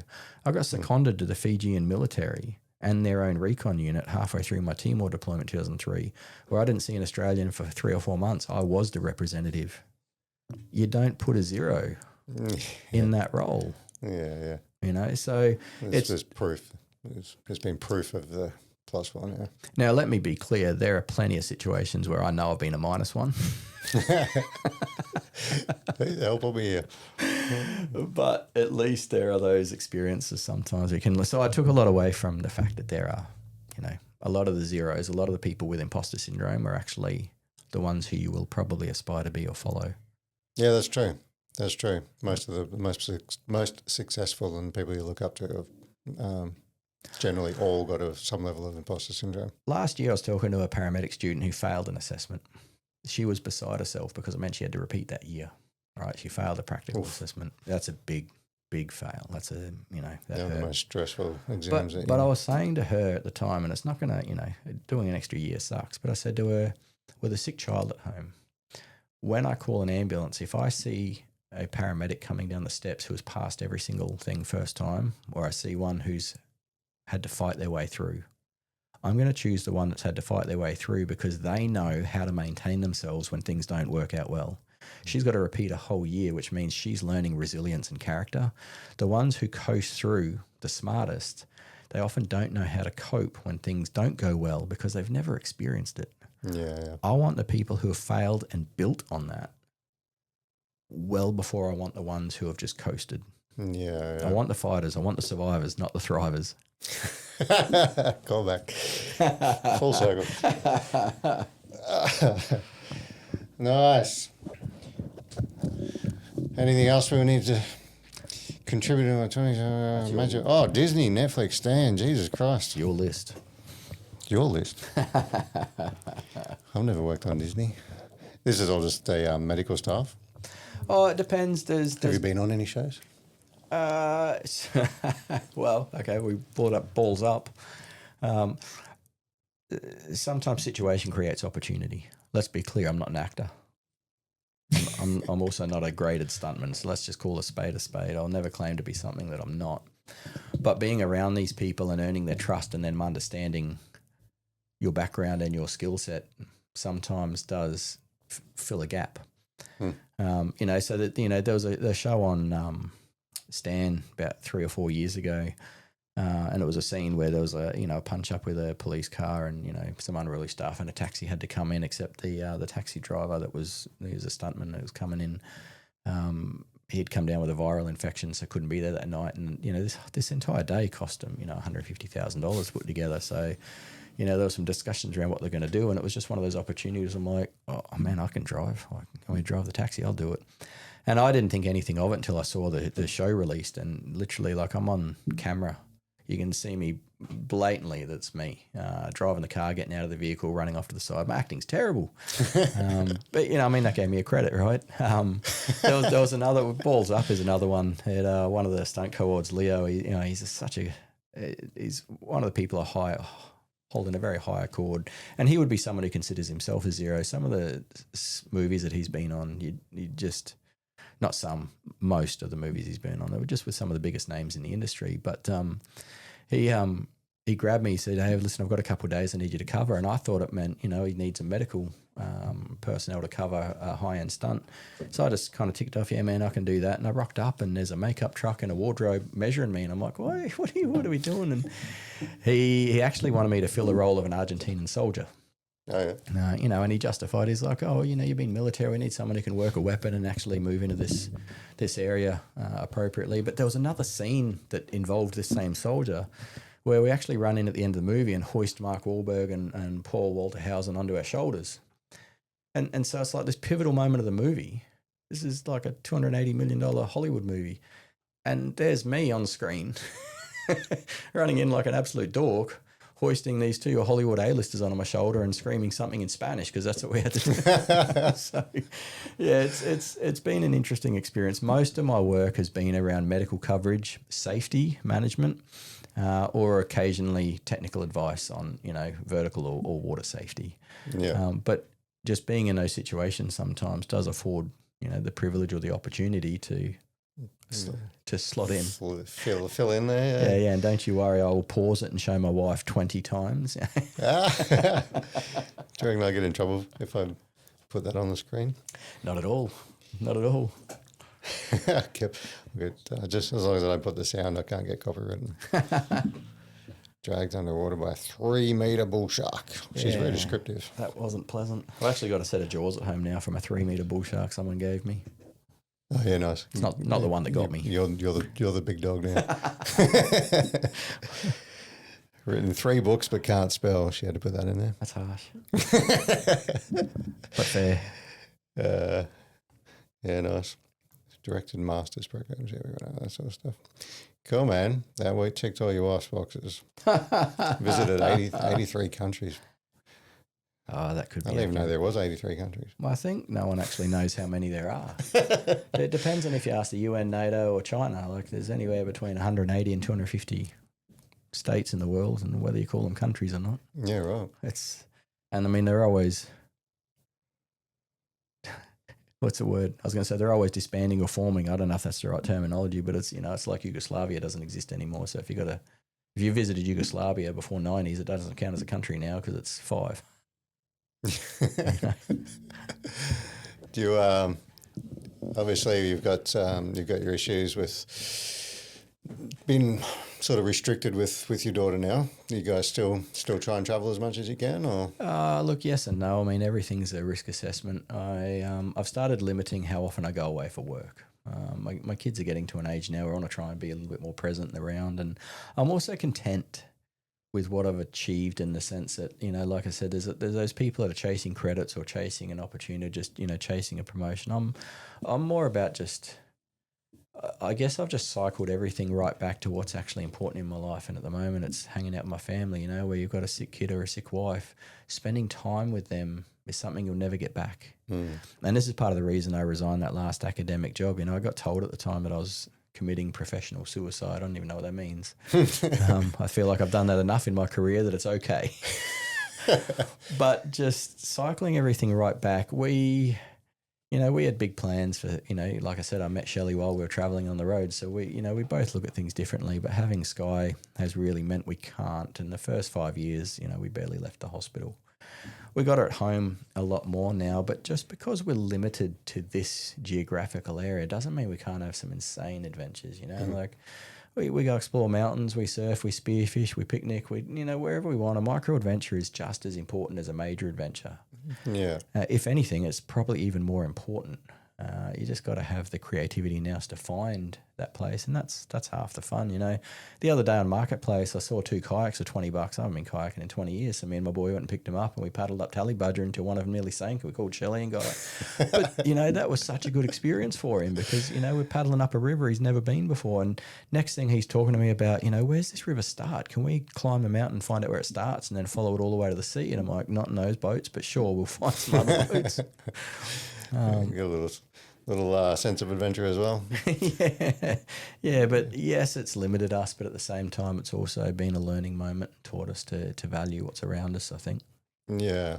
Is it going to get easier as she gets older? I think it's going to get harder. At the moment, she's in a special school as if she's at school, because if she's at hospital, she's there. But the school means that, she has awesome care and awesome support for 5 days a week, and it just gives us that little bit of respite. But as soon as she's an adult, leaving school, that's if she survives again. It really hurts me to say that, but we've got to be honest. I think she's in a good place health-wise. I think she will. But we've got to basically plan now for what that looks like. I realise that if I keep earning an income that will support her, all that does is support her. It doesn't give her purpose. And everyone needs a purpose. So I'm trying to figure out in my head what I can create or what I can build now that will give this little girl some purpose as well. What's a job that won't just fund us that she can also do? And her brother's really supportive. Tyler set up a business when he was 11 selling sunflower seeds for her online. He set up this business called Sunflower Skies. And, it's funny because I think he'd heard me talking to Shelley about we've got to set something up for Sky. I've got to stop working for people. We've got to set something up because you can't rely on NDIS and things like that. It's so hit and miss. That he came to me a few weeks later and he's like, Dad, I want to set up a business for Sky. And I was a little bit condescending. I'm like, oh, mate, that's cute. What do you got? And he's like, well, I figured out if I want to call it Sunflower Skies because sunflowers make people happy and she makes me happy. And I figured out I can get the seeds for this much, the envelopes for this much, the postage for this much. I can sell it for this much. And there's my margin. I'm listening to this kid. I'm like, he set up a better business plan than me. But then I said, okay, and then what? He's like, well, do you think it's fair? What if I give 30% to Sky, 30% to the business to grow it and 30% pocket money? And I didn't have the heart to tell him 10% was missing. I'm like, that's a genius business model. So for the last 2 years, he's been selling these sunflower seeds and he's raised thousands of dollars for it. Really? Wow. But he's got to high school this year and he said to me, I don't think it's safe to run a flower business at high school. So he's in the process of flipping Sunflower Skies to a surf brand called Stronger. Yeah, right. And he's going to start selling hoodies and hooded towels under the banner Stronger. Look at this little entrepreneur. Oh, my man. Why am I even thinking about it? It's not going to work for you. Yeah, that's it. Just keep your feet up. Let the young fella take care of it. Yeah, but again, it's amazing when you value someone else's perspective who may even be below you. It's amazing what you can learn. Yeah, for sure. It's easy to discredit and write off. Oh, it's easier to sit on a pedestal and say, listen to me. I'm an adult. Yeah. What do you know?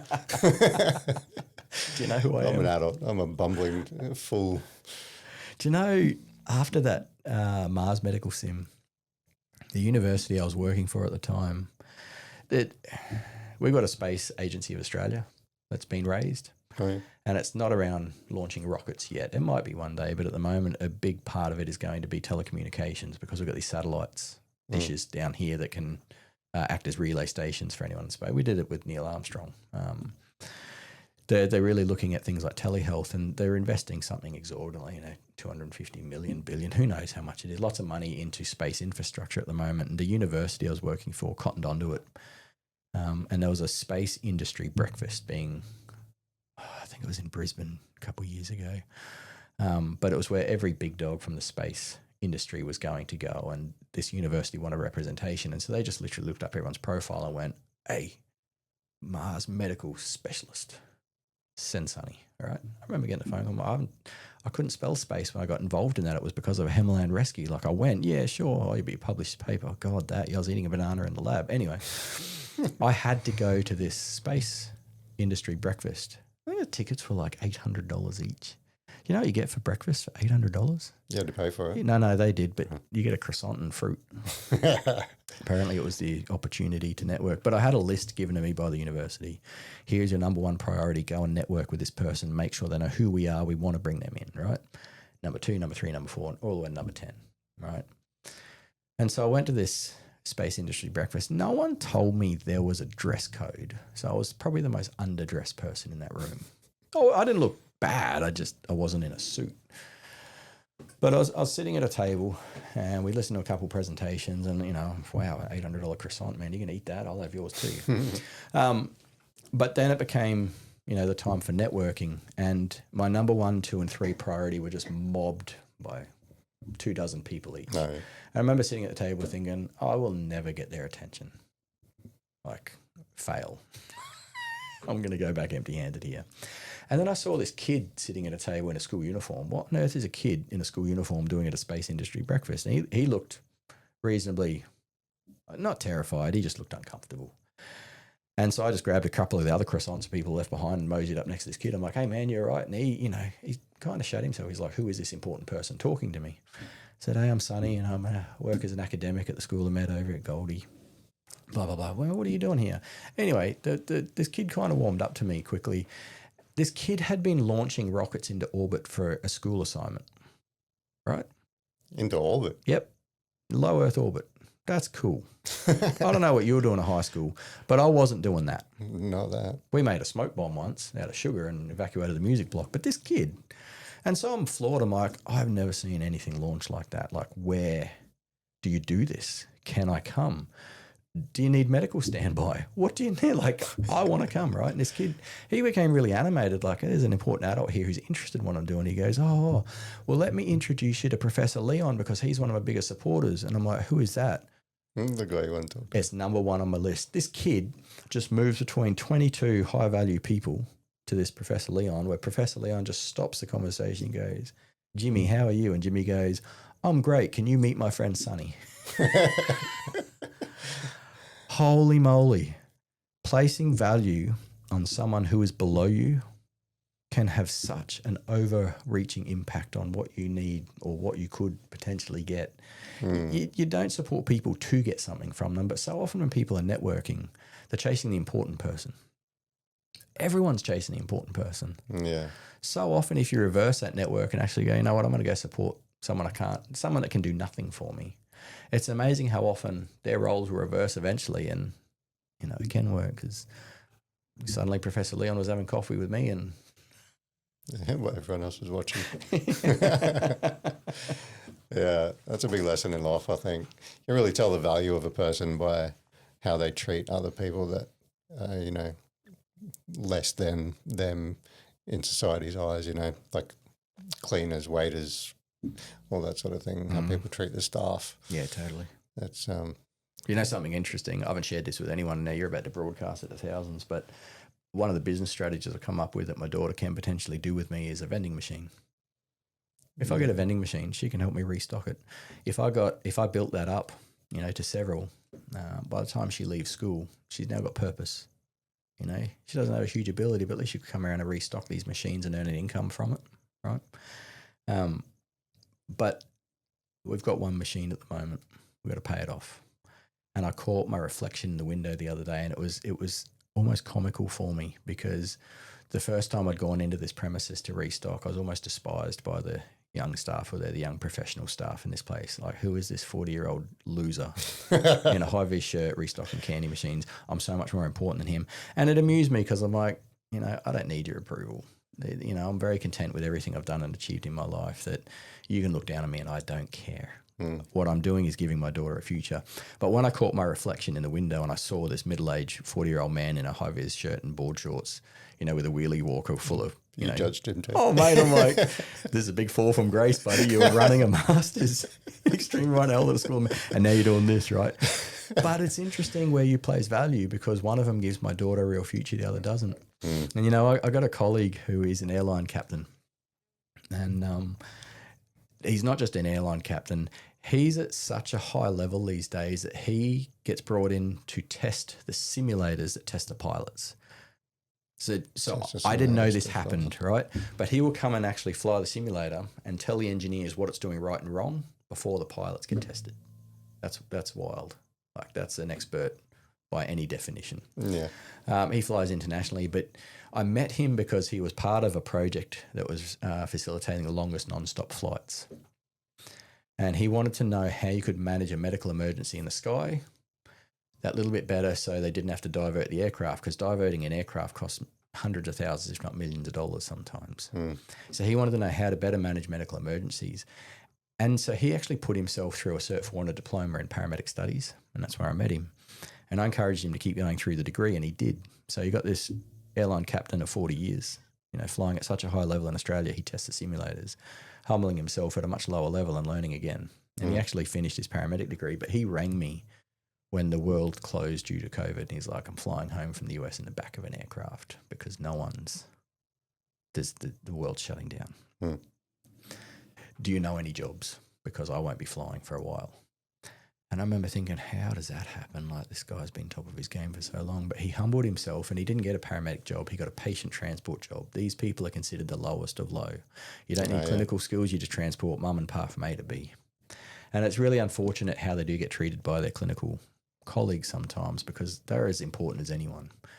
But he said going into the EDs down in Victoria, he would be talked down to by the 20 or 30-year-old nurse or the doctor, or, like they would just treat him like a piece of dirt because of the uniform he had on. If he went in there in his captain's uniform, he would have the respect of the whole place. But because he was in a PDO uniform, he had no respect. Yeah, it's sad. I found it powerful because, again, like, you should treat people respectfully. Like, these people treating me differently just because I'm restocking a vending machine, they got no idea where I've come from or what I've done. Yeah. Even if I hadn't done those things, who cares? You guys are using a vending machine without this person. You got nothing. You got a long walk to the store, Yeah. That's a big life lesson, that one. Everybody's got a story, and everybody's story is worth hearing. Yeah. Well, some people aren't, I guess. That's a generalisation. Yeah. But no, don't judge a book by its cover. That's the moral there. Indeed. Yeah. Cool, man. We might as well plug your books while you're here, other than the first one. Hurry Up and Wait, from the soldier you've never heard of, being Sunny Whitfield. Well, that's also everyone's story, right? Reminds me of old Rod Henderson. Had the same sort of theory when he wrote his book, Stop Screaming, I'm Scared Too. I will have to read that. So good. It was that was his theory. Is like just like from an everyday soldier, wanted to get the stories out there. Helicopters, coconuts, volcanoes, and sled dogs. Paramedic tales and from ambulances and expeditions around the world. Yeah, it's been an interesting one. I've worked for about 8 or 9 different ambulances around the world, and in different capacities, developing them, creating new rescue services. And, some of the ambulances in the world are using sled dogs, others are using donkeys and mules, and others are using jets and hovercraft. So it's an amazing mix of, experiences and opportunities there. Where's the hovercrafts? I want to go there. We used to have one in Queensland. Oh, yeah? Yeah, up in Torres Strait. They binned it after a pilot. Like, they literally ran it for a couple of years because it could literally go between the islands, water and sand. Yeah, right. Yeah. I think I did see a video of that at one stage. There's some What's with the paramedics. coconuts islands. Oh yeah, we were running developing the rescue helicopter in Fiji and flights in Vanuatu, and It's a bit racist. the coke you use them medicinally, Harley. Here, hold my drink and watch this. That's the last thing Hold uttered. my beer. Yeah, last thing uttered before an ambulance is called. Yeah. That's Hold my beer. That's all ambulance stories and worries. The thing is, like, all 3 of these books, they're supposed to take a really light-hearted and almost fun approach. There's a lot of stuff left out because I didn't want to focus on the dark and nasty. I just wanted to focus on the light-hearted aspects of our experiences because they're the ones that we share the most. Mate, you must have a lot of stories. You've filled 3 fairly thick books up. Nah, it's just double-spaced and big text. Look, the sales of all those books too goes to... He's not joking. All of them, the profits go to a water project in Nepal where we used to run a humanitarian clinic. Really? The first approach to any kind of health service in a regional area is access to clean water. So sales of those books go to a water project in Nepal, which is awesome. That's awesome. Yeah, so if you hate it, at least it's gone to a good cause. And if you don't like the books, I said they make a great doorstop or a window chock or... Yeah, but keep your table balanced. They burn well. Hey, thanks for the plug, though. I appreciate that. They were just a gift. I'm sure they'll be good. I'll chuck them in my list of all the books I have from other guests. And Yeah, I'll put it with all the books I haven't read. yeah, which is a full cupboard of them at the moment. So good. Mate, I had so many hobbies that I wanted to do.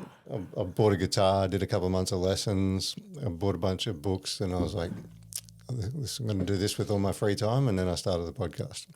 And now the guitar is in the cupboard collecting dust, and my books are piling up in my read priority pile. That's so good. I love it. Now all I do is edit. Cool, man. Good story. Oh, thanks for having me. No worries. Appreciate making time coming up. That's yeah, that's about it. Easy. Done. Now I can swear. Bye, guys. The Grey Man Podcast is a veteran-run platform dedicated to sharing authentic experiences from current and former service members. These stories are shared to foster connection, understanding, and support within the veteran community. Episodes may contain raw, emotionally charged content that some listeners may find distressing. Listener discretion is advised. The views and opinions expressed by guests are their own and do not necessarily reflect those of the Grey Man Podcast, its host, or affiliated partners. The Grey Man Podcast assumes no liability for any statements, opinions, or representations made by guests during interviews or discussions.